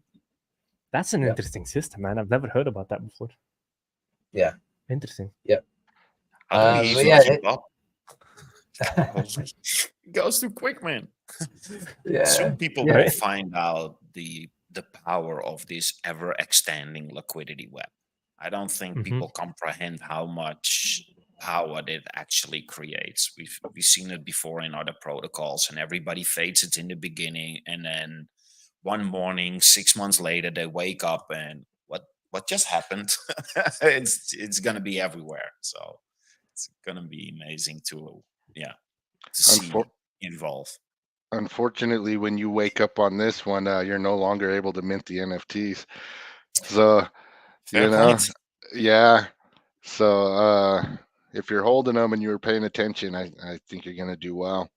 And one thing I'd like to add to what Dude said about E369, and I don't know too much about it, but listening to what he said, not only are you buying Inferno and burning Inferno through the E369, everything you're doing for Flux, when you go into the auctions with Flux, that Titanx is used for a buy and burn for Inferno. So this is so beneficial for Inferno. E369's doing it, and then you're kickstarting the Flux flywheel, which has already taken a lot off the market, even though, it's just getting rolling. And so you're going to get that like double punch right there, plus all the other protocols that are coming out that are going to burn Inferno. And so I'm just so bullish, man. Things are looking good. And of course I love E280 and everything that Dude's doing over there. I fell in love with it in the beginning, and I'm like, oh man, I love this. So yeah, I Yeah. got something cooking too. Let's go. And I what's don't know. great is like as Inferno gets burned and gets more valuable, that only pushes up the value of Flux, and that creates more ROI and more participation in Flux, which is feeding that value back into all these other. It's so amazing to see. I think this will all be very, very beneficial to the ecosystem. Absolutely. And I just wanted to say real quick, like with Element 280, my favorite part is once this mint phase is over, like there is no way your stake in the pool gets diluted. It can only grow larger. As people burn their NFTs, your share of the pool gets larger. Whereas all the other staking pools, you have to continuously stake more to keep up with your share. As more people start staking, your share of the pool gets diluted. Whereas this is the opposite. It can only grow larger.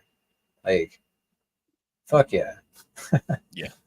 Yeah, I know this concept from a previous NFT protocol. Once you were explaining it, oh, that sounds a lot like. Oh, I get it. Yeah, I mean, yeah, it's With I think the WhatsApp ID. It's not the same, but it's really similar. So yeah, once you explained it, what was it, day or two ago, and it clicked. Oh, that looks. Oh yeah, I mean, man, last man standing. Yeah. Oh yeah. I, I I like this mean, band. I'm not going anywhere. Right. So I'm gonna be in there. yeah. Yeah. It's I'm excited. Like I keep bringing up Baby Dragon X going from 50K LP to 1 million LP. Like I feel like E280 being built on top of the whole ecosystem as it expands and grows. Like Element 280 is just by default going to absorb a lot of that, and the liquidity on it I think could be massive as Titanx goes up in value. Yep. There's one thing missing in Titanx, and that's what I'm trying to solve is a forever burner. Something that burns after mint phase, like hardcore, and not through auctions. I'm building that now. Stop it. We won't have any Titanx left on the market soon, man. Nope, that's the point. Nope. Oh, That's the whole point. that's a lot of lever punch to push. will it accept all ecosystem tokens? Like you can send anything to this No. to burn it? Maybe it's going to be based on Titanx because what I want to create. Maybe we have it now, but Pulsar. But I'm running through a couple scenarios. I want something where people can route buy value to get to their thing that breaks a peg that forces supply to get burned through an arbitrage. There's a lot of burning that could happen there. A lot. That just could forever do it. So I'm looking at either building that arbitrage thing, integrating it into Pulsar, or just using Pulsar. I'm always here. But that's the one thing that's missing. Somewhere where people can route buy value to get to their thing that breaks a peg that burns supply even off into the future. And then you could see the Titanx supply just evaporate right in front of your eyes. Like that could go insane. I've ran the numbers on it. That's one thing that's missing. Yeah, I love that one-way street that they create. You know, where like there's arbitrage opportunities. People can do that. They can mint and then dump on the market and make a profit. And in the entire process, they're burning Titanx. Like a lot of Titanx. It's 50% of what comes in. That's a lot. That's crazy. That's the heaviest burner in Titanx. That's even heavier than Hydra. It just didn't get adoption. But it's still because it's not a mint phase that disappears. It's an arbitrage. It exists. It's as a utility. People can make a quick profit on it. But that is very powerful because you could just, all you have to do is push a little bit, boom, supply gets burned. Push a little bit, supply gets burned. And that's just a never-ending piston that can exist. So I'm looking at innovating on top of that. I mean, the liquidity will grow over time as people use it. So it's not one of those like tokens that just comes out in moons. It's like a slow build. You know, it'll get there for sure. Oh yeah. Yo, what's up, Mo? What's up, man? I felt like I was slacking the last couple of days. I haven't streamed, so I took your invite. What's going on? How dare you? How dare you have a life? In real life is rough, man. Nobody understands it's a fucking bull run in Titanx. Can't just leave me alone. We haven't even started yet. It's mind-boggling to think about how we are already thriving, and we haven't even started yet. Yeah, I feel blessed that I'm able to just. This is my life. You know, I don't have to go to another job. Like, this is my job. Nope. And so I love it. I'm so happy to be here and doing all this. Yeah. I mean, that's another cool thing about building is we're building, you help an ecosystem and you see value in return, which could be enough to fund your life expenses. And then you just become a full-time builder. And when somebody becomes a full-time builder, man, there's no stopping. Once you get the building bug, you're like, wait, the world is mine now. It's kind of the feeling. I could do anything. Yeah. You just got perpetual let's fucking go energy. Yeah. Yep. You wake up, let's fucking go. I don't need to answer to anybody else. It's me and the blockchain, baby. Let's build. Yep. Do you know of any other protocols similar to Pulsar that may be coming to Titanx? Because I know Pulsar is connecting other ecosystems to this. Do you know of others maybe coming? I might build one myself, but I would probably integrate into Pulsar because we definitely need that lever. Yeah. That constantly burn supply that people can just route through to get to their token to buy and burn it. That's a massive lever on the ecosystem. So I like what they've built because I talk to them a lot. I've known Kool-Aid for a very long time. We've been talking for like almost 4 or 5 years. Yeah. There's a lot that can be done there. And then Shogun will integrate on top of all of it. And that's when the fucking crazy shit begins. It's literally a money tree, man. It just keeps getting new branches. Just bearing new fruits. It's insane. Yep. Hey, Mo. Yeah, I started the LP with Pulsar and Element. So hopefully that can grow over time and kind of help support them as well. Support both protocols. Yeah, I think the best way to break an ARP protocol like that is to just have value route through it. So you make a small pair with Pulsar, and then you just make your buy and burn run through it. So it buys Titanx. Pulsar, for example, it breaks the ARP, makes a profitable burn supply. Then you buy your thing, and you can still have the majority of your pair being Titanx, your thing, but just hard code the buy and burn to route through there, and then you have the best of both worlds. You break the ARB while still having all of your liquidity without having to sell the ARB back down. There's a lot that can be done there. Yeah, money will go there where it's treated best. So if we actually want to have economic energy come to Titanx, you got to build a lot of bridges. And for money to move to a place where it's treated best, it needs to go over a bridge or a connection from one chain or one community or one monetary system to another. So the more of these bridges we can build, the better it will be in the end. Yeah. There's a question about the stealth launch on them, and I would say like my thoughts on it is like this isn't open mint. It's forever open mint. So it's not like people that get on day one are getting the best value. It all depends on the price of the token. Like just today, I was looking at it and it was above 8-to-1 Titanx ratio, which means like you can go mint right now for a profit, and that's coming in today. And you're not getting the people on day one aren't getting any better value than you are on day 800. Like it's like the way it's designed, it only meant when it makes sense. So it's not like ape into this project on day one and moon the token, because that's just not how it's designed. Yeah, so this is important. Constant ARB.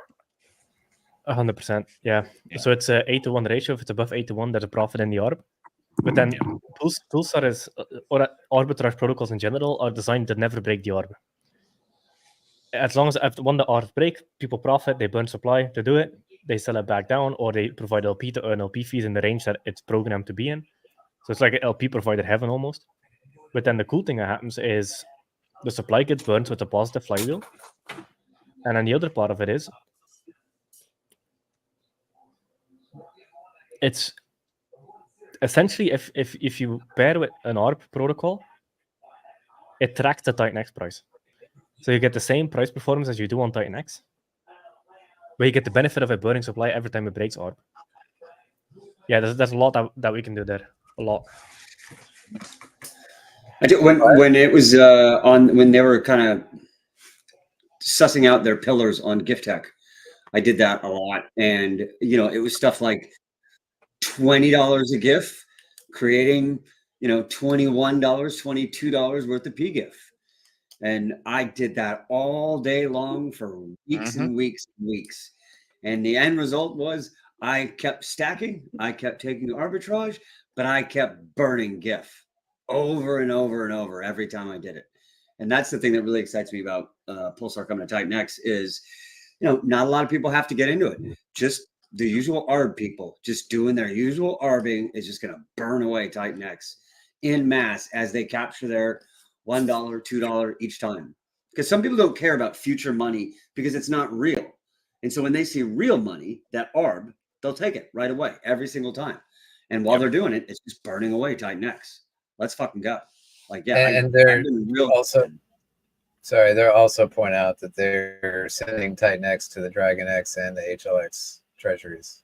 So they're supporting other protocols, and they're being a beneficial protocol to the system, like is now seemingly the norm. I feel like if a protocol comes on the scene now and they don't benefit any other protocol except for themselves, this whole community is going to be like, "Get the hell out of here!" Like, yeah, it's you have to be symbiotic now to enter and build on Titanx. I mean, you don't have to, but if you want adoption, you're going to have a symbiotic relationship. I mean, just burn 1% of whatever you bring in, burn 1% of it in Titanx, and like you're now indirectly supporting the entire ecosystem. Like it's that simple. I want to see the burn percentages go up. I want to see 20% across the board. Don't say 1. Yeah, because that's big. Burn it all. We need these. Yeah, just 20%. Because the difference between 100% buy and burn and 80% buy and burn is very, very negligible. It's very negligible when it comes to like the actual price on market. But then you create a massively positive flywheel, because as people are participating in the protocol, you're creating price floors in Titanx itself, which creates a price floor across the entire ecosystem. So yeah, the next things that are coming out are going to be heavy burners for me. So you thought Hydra was a heavy burner? Just wait, baby. Let's fucking go. That's We're fucking gonna go dope. baby hide. Dude, I gotta go take my car in until I get it worked on in a second. I'm just gonna be like driving down the road, shouting out the window, "Let's fucking go!" Like, I'm glad I'm not on with Marco right now because that guy hypes me up to such a level no one can handle me for about half an hour afterwards. Talk to the mailman about Titanx. He's like, I just need to deliver your mailman. No, dude, you need to hear about hyper deflationary. I was joking. Yep. I actually talked to the nurse about Titanx. Not lying. Totally did. Man, are people still like coming into DeFi? I feel like DeFi is like the I call them the normies, you know, that are still on centralized exchanges. You know, that's as far as they go. Like, are they trickling into DeFi? Are people coming? You know, like I think we have the chance of sparking that interest again. You know, like it was back, you know, a couple of years ago, how everyone flooded into that idea. You know, it has seemingly DeFi has died off a little bit, but we seem to be the resurrection of DeFi in crypto right now. So maybe we're the ones that bring that need and that desire for DeFi to come back. I mean, the thing, because when you look at it, the best way to gauge normies coming into crypto is Uniswap daily volume. Because once you're in Uniswap, you're on chain, on the Ethereum chain specifically. So let's actually look at the volume. that's a good point. And like Coinbase, they're offering a Coinbase wallet that allows people to use DeFi. So like I wouldn't agree to like keep funds on Coinbase or any spot exchange, but at least they're like bridging that gap to allow those people to get into DeFi, even though that's like a centralized wallet. I mean, isn't it Trump's whole thing right now with his election, DeFi? The fact that probably the most important person in the world right now created something on DeFi should tell you enough that there's a really big urge for DeFi. If the whole election is now about crypto and on Trump's side, pretty much all about DeFi, then I think we're in the right corner. I mean, he's got NFTs. Like we could have a president that's got NFTs. I wonder what That's pretty wild. I forgot about that actually. Yeah, I wonder what those are worth. Right? Want to know a crazy statistic? Man, this is insane. Uniswap in the last month did $45 billion in volume. Whoa. Yeah, and in the last, yesterday it was 1.5 billion. I think there's plenty of money floating around on chain. 45 billion a month. Yeah. Man, that's over $500 billion a year. That's insane. Man, that's crazy. And if you look at all-time Uniswap volume, $2.6 trillion all-time Uniswap volume. 2.6 trillion. What the fuck? People have no idea what. And it's on pace to do $500 billion this year. Good lord. Say that again. I talked all over you. Oh no, it's okay. So we give that a lot in other communities. I mean, a scientific physics community as well, where we debate physics and science. And within physics and science, or at least modern one, we have such big numbers that nobody can comprehend, like a trillion, for example. So if I would ask you, how many years is 1 trillion seconds? Oh God. No idea. Yeah, that's a great one. You have to comprehend how much 1 trillion seconds, how many years does that equate to? It's 31,000 years equals 1 trillion seconds. Just to comprehend how big of a number 1 trillion is. It's insane. Wow, I learned something today. I learned a totally different perspective on something today. Thank you. I won today, right? I won. Yeah. Oh, exactly. wow. 31,688 years. It'll take me a week to process it. You meet your... But I did learn. I heard it. I scratched the surface, and now I have to process it for a week. Yeah, when do we start? You know, we're talking about billions of Titanx. Like, when do we start referring to them in 1 million units or 1,000 It's units. coming soon. I said it a while ago. We're going to be fighting over miners over, tens of thousands of Titanx eventually. Yeah. Can you imagine that? I remember sharing in the Sunday spaces when we had so much inflation. Sorry, phone's going off. We had so much inflation, it looked like we were just drowning in it. And I remember sharing like, there's going to come a time, and it's in the not so far away future, that 1 billion Titanx is going to be extremely difficult to get your hands on. And I think it's approaching quickly. And so it's And I don't know about insane. you, but yeah, I'm throwing billions around left and right in all these protocols. Like, I'm gonna, it'll be interesting to look back. It's just like people that are like, yeah, I used to have 1,000 Ethereum and blah blah blah. Like that's just mind-boggling. But back 2 cycles ago, that was nothing. Yeah, 100%. Because I was just looking at the Ethereum chart today because I made a post on like volatility. Ethereum dropped. What was it again? From like 1,300 to 200 or something. 188. Oh yeah, it was from $1,300 to $88. But then also, like in the beginning of Ethereum, the ICO on Ethereum was 0.3 cents. Yes. You got Ethereum for 0.3 cents. That's how much? Even now, that's 7,600x today. And Ethereum is not that old. Ethereum was 20. When was Ethereum 8 launched? years old. 8, 9. Man, where can you? Man, crypto. I fucking love crypto. Okay, when was Ethereum launched? 2015. 2015. That's less than 10 years. 7,500x. Actual real money with liquidity. That's like, what the fuck? Because a meme coin can do that, but you can only enter with like $5 and then push the price up 30x against yourself. I love when people like, oh my god. I love when people share these charts where they're like, oh, this thing went up 300x. And then you look at the initial liquidity, it's like $10. Oh, nice. Yeah, $30 bought. And if $30 sells, it's back down 99.9999%. Oh, I hate that shit. I had a moment where I had a meme coin that said it was my wallet. It said I had 1.2 million. The liquidity on the coin was 200K. I was like, right. Okay, so this isn't. Yeah. Okay, and I'm just gonna nuke the entire thing. But yeah, okay, right. I don't have any of this. This is not real. Yeah. Yeah, charts are not real unless there's liquidity. That's a big thing because people will lure you in with these like fake charts and shit. Oh, look, this is a really good performing asset. Meanwhile, $50 in volume, $30 sends it back down 99%. It's like, yeah, okay. Nice. Yeah, or it's paired to an exotic pair. And then when you actually look at the liquidity that exists to that exotic pair, it's only like 50K. But on that other pair, it has 1 million in liquidity. But in reality, it's only 50K. It's just, a lot of grifters. 100%.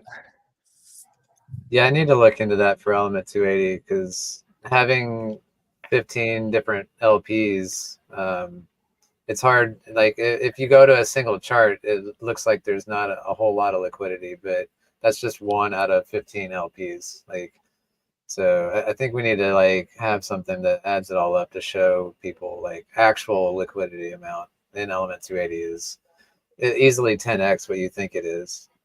Yeah. Yep. I love going into transactions and seeing it routing through an LN 280 pair, just like randomly in there. You're like, oh, Titanx this through 280. You're like, oh, look at that. There's that router. That's awesome. What's the average LP to market cap ratio in Titanx ecosystem? I think it's pretty up there. I think it's pretty up there. Yeah.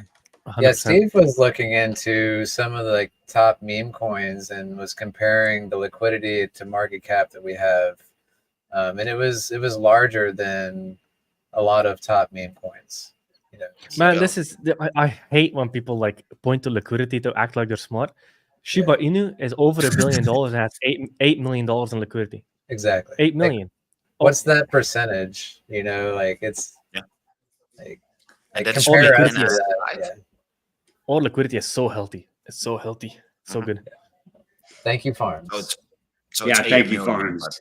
Probably there's only 4 million on the bid side. So technically you only have 4 instead of 8. Oh, that's a good So- point too. Holding up $1 billion thing, and it's been $1 billion thing for a while. Mhm. Yep. Thank you to the farms, and thank you to Steve DeFi for leveling up the game. Yeah. What did he start with? 5K? Yeah. Oh yeah. I mean, Yep. when you see stuff like that, what happens? All the other builders are like, how the hell did he do that? What the hell's going on? You see that thick liquidity, so what happens? Everybody wants to try to do that. So now the bar has Yep. been raised. People want thick liquidity. Hey, Steve, how do you do this? Can we incorporate this?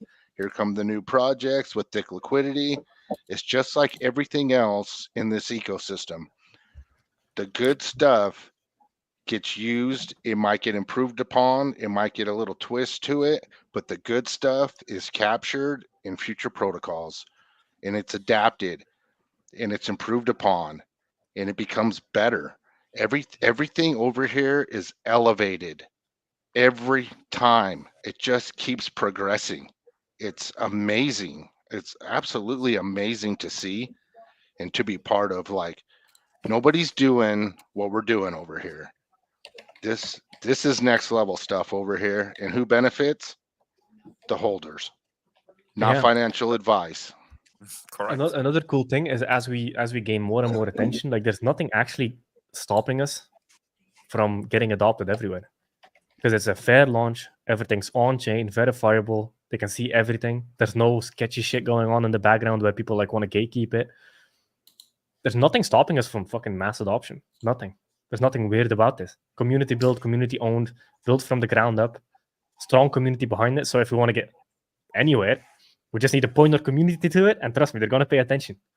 So like For even everything that launches in our ecosystem very quickly gets like adopted on DBank, Rabi Wallet, like almost the same day. That means they're paying attention. That's not just a bot writing that code. There has to be a guy in our community. That there's no other way. It's that quick. Hydra launched within 24 hours. You could see your Hydra miners on Rabi Wallet and DBank. Yeah, that I was was legit. like, damn. Yeah. Yep. Yeah. Ravi is the shit. Yeah. They have an amazing team. Can't agree more. I will never use MetaMask in my life, probably, unless there's some protocols that still do not work with Rabi Wallet yet. Some interaction with contracts, but that's the only reason I use MetaMask. Otherwise, it's just shit. To be honest. I mean, I'm an old soul. I use MetaMask, so I still use it. I don't want to switch to new wallets because I need to see Rabi Wallet be around for 10 years with no hacks. Then I'll be like, okay, now it's time to switch. Right. I'm kind of the same way. Yeah. I love To me, it. it's just interfacing with a hardware wallet for me. So like there's Yeah. no risk of loss of funds the way I'm doing it. Obviously you got multiple wallets. I've got a couple that the Rabi knows the seed phrase of, but it's like 0.5% of my portfolio. Like Right. it's very low risk. Yeah. And they also What they about also don't. DBank? This is important for people. Like they don't, because this was bad, man. On Solana, you had this wallet. I don't remember the name of the wallet, but there was one wallet that actually stored your seed phrase in a server, and the server got hacked. Ah, come on. And it was very well adopted Solana wallet, and people were supporting it and shit. And I was like, man, that's sketchy. Who the fuck stores seed words on a server? Seed word is never supposed to leave your device ever, ever, ever. Yeah, that's crazy, man. If they're supporting Solana, then I'm already anything that they think. Yeah.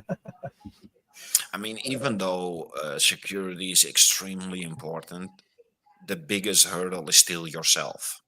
I have a Mhm. wallet that is now probably 8 or 9 years old. This wallet has seen literally the whole world.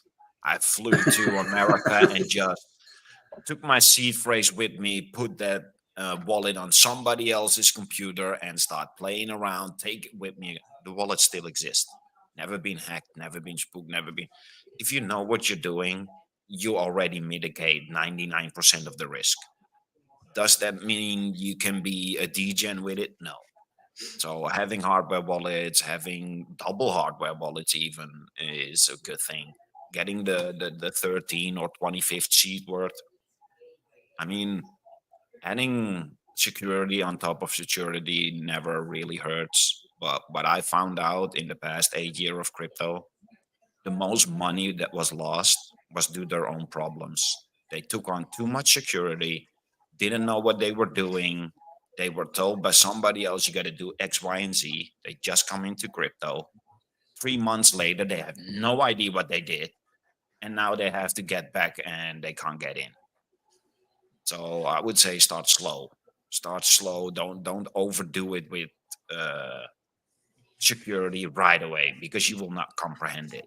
It's too much. Yeah, like the thing about crypto is 99% of, actually 99.99% of users losing funds is because they sign a transaction Yep. on a website. They gave permission for somebody to steal their coins. That's 99% of the time how it works.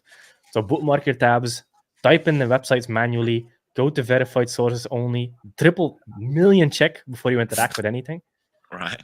and then you should be fine. Like, you don't randomly get hacked in DeFi. It doesn't randomly happen. There's not like a hacker like hacking the blockchain to get to you. Like, you have to basically approve somebody to spend your money. Yeah, when So it's somebody you pressing the says button. I'm hacked, what they actually are saying, I pushed the wrong button. That's actually what they're Yeah. saying. Pretty Good point. much. Or I mean, bridges. I know like for a fact bridges are that there's scam Helios, scam Element 280 websites out there. You know, you connect your wallet to that, you mint or you mine, and it just takes all your money. Yep, there's a lot of that. I had it once, literally once, but as soon as you start approving, it tells you what you're approving for. And if you read it every single time and don't go on automatic pilot, If and you read it. Exactly. And trust me, I read it every Click, click, single click, click, time. confirm. Yeah, even though it's a site that I've been using for 5 years, I read the text every single time. Yeah. Because Same. again, you're your biggest risk factor. Yeah, I mean, do you really want to trust it to just randomly clicking stuff, not reading, and being like, well, I hope that $5,000 is going to still be there. I mean, Magically appear somewhere else. Yeah, I mean, like, you'd be so much more careful if it was cash, but because it's digital and you click, you're like, oh, click, click, click, click. Wait, where'd it go? Yeah, bro. I'm trying to ape into something, fucking though. Like, fast. I don't have time to read. I just got to ape. Do you know what my biggest mistake was? I had an ape moment where someone showed me a chart, and it was a pretty well manipulated chart. Like, it had the buys and it had big sells, and I didn't just scroll down long enough to see that sells were disabled for most people. And yeah, it was a whitelist. So the whitelisted chart, I guess, was the only people who could sell, and so they whitelisted their wallets, and they were the ones selling, but they were the only ones selling. And sure enough, I aped like $300 into it, and I did a 2x. Error on sell, error on sell, error on what? I kept increasing the slippage over and over, and then I go to the chart and I go check the actual. Oh, red flag. Oh, red flag. Oh. I didn't even scroll down to check the flag. Like, I literally did zero research. I just saw a chart, like, yeah, click, lost $300, just like that. I was like, man, the people are so scammy, because like when Volt was when Volt just came out, somebody created a honeypot contract on Solana with the name Volt, because they were trying to catch the branding of Volt. That was a honeypot contract. That thing was $1 billion because nobody could sell. Yeah, that's much. You verify your sources, there was a or you lose bunch all of of your money. those. There was a Yep, bunch of a those lot of on them. base, like 3 or 4 months ago, and yeah, exactly like you said, there'd be like $1 billion in that thing, and you'd be like, no one can get it out except for the motherfuckers who made it. God dang. I had people passing off fake wolf contracts onto me. Sorry, go ahead, Utah. I would just also like to say, for people that are listening, any portfolio tracker, they're everywhere. Don't connect your wallet to portfolio trackers. Don't do that shit.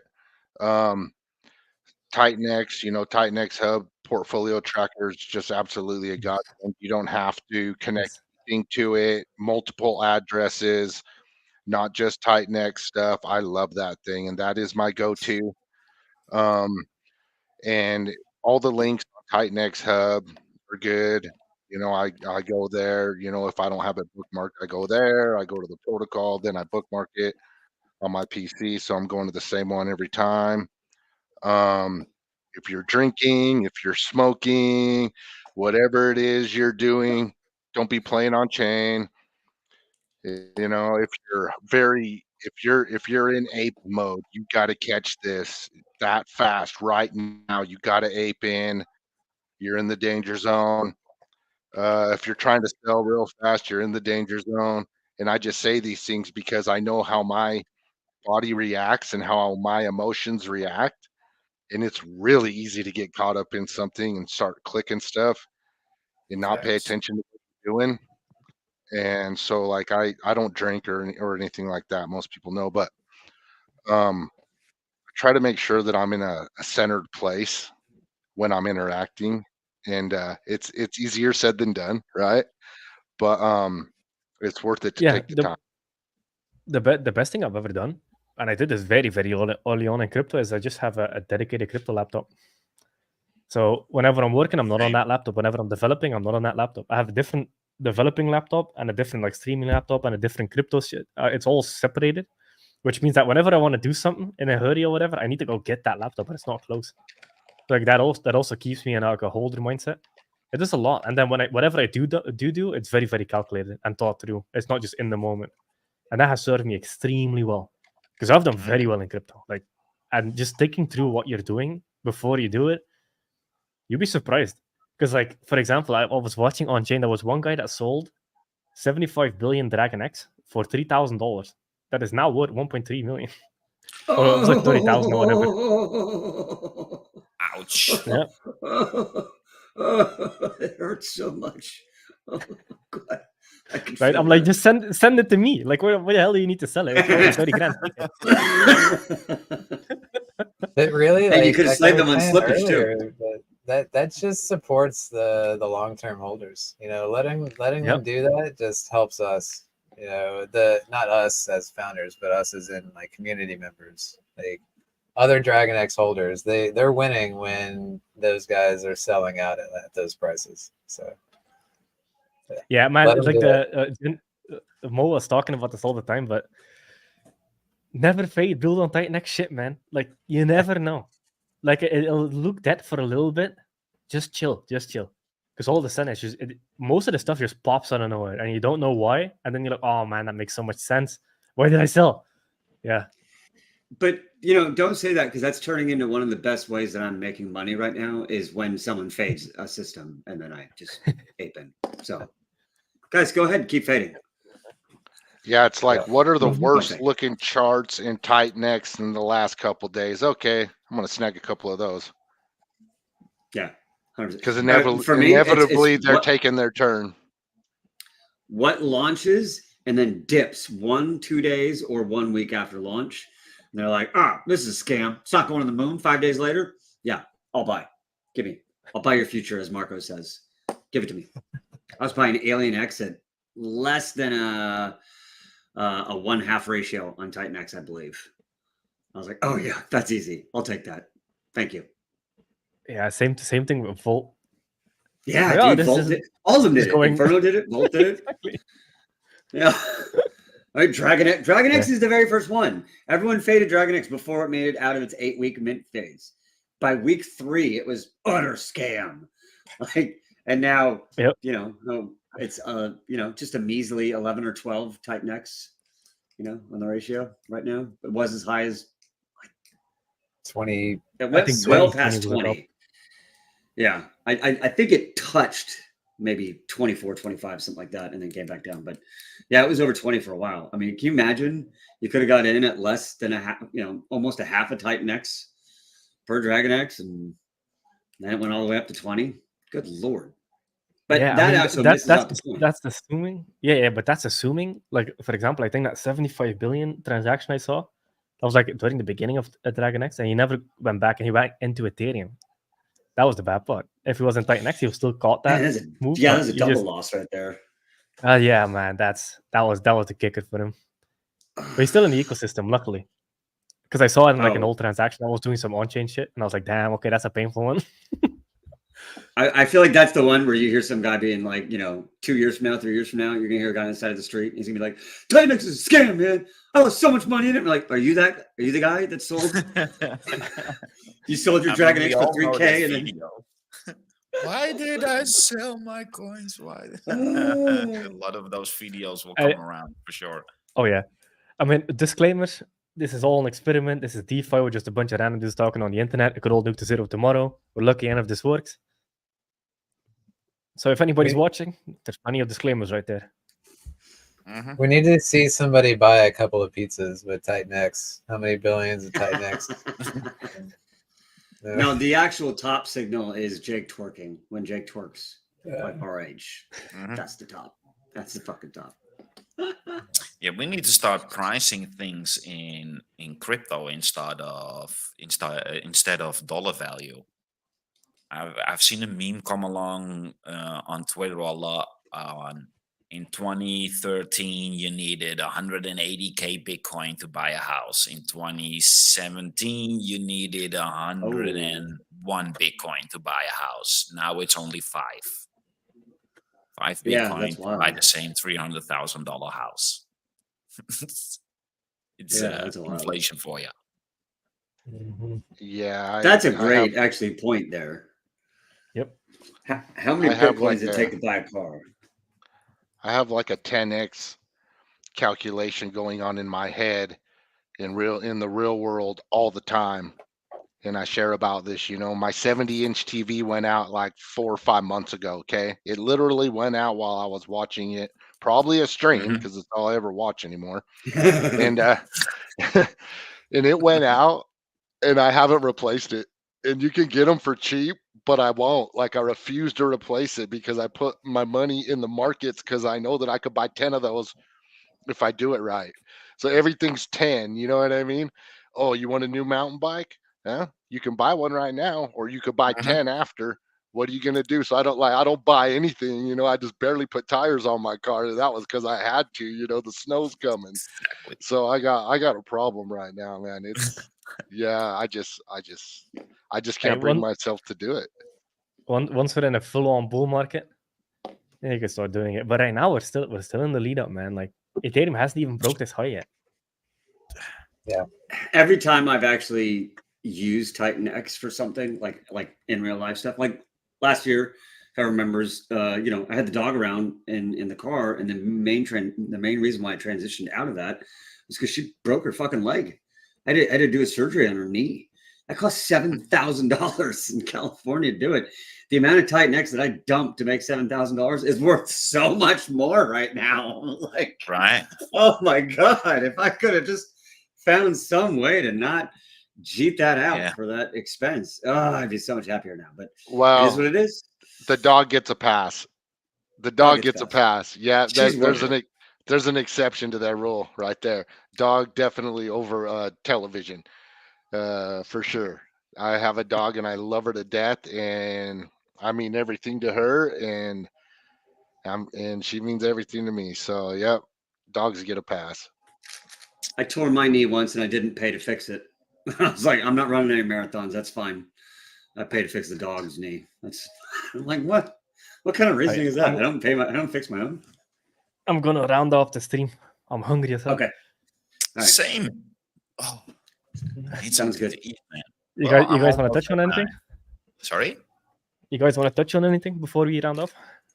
Conference. Big conference this weekend. Conference. Yep, tune in. Party. Yep. And then quick chill. 14 days left to mint E280. Get your NFTs while you can. Does Lotus launch tomorrow also? Mm-hmm. Yeah. 26, yes. Yep, Lotus launch tomorrow, and Jake said it again today on stream. Don't sleep on Inferno. What are you even doing? Don't sleep on Alien X. Things are happening. Don't sleep on any Titanx protocol. Right. Yeah. Thanks for having me on, Jake. Thanks for having us. Likewise. Man. Appreciate it. And I'll probably see you guys tomorrow in the conference. The day after. Pretty sure, yeah. Right? You're almost on every page, man. Golly, are you a cyborg or? I don't have anything better to do, man. Get me on a stream. There's nothing more high impact than a stream. So I'm like, work, fuck yeah, sign me up. Yeah, I'll shout out to Bad Sports to set this all up and get everybody around the same schedule. Yeah, I know it's a lot of work and it's not easy to find common ground between 50 plus people. So yeah, shout out to you, sir. 100%. All right, adios. See All right, you guys. guys tomorrow. Bouncing out. Cheers. Peace.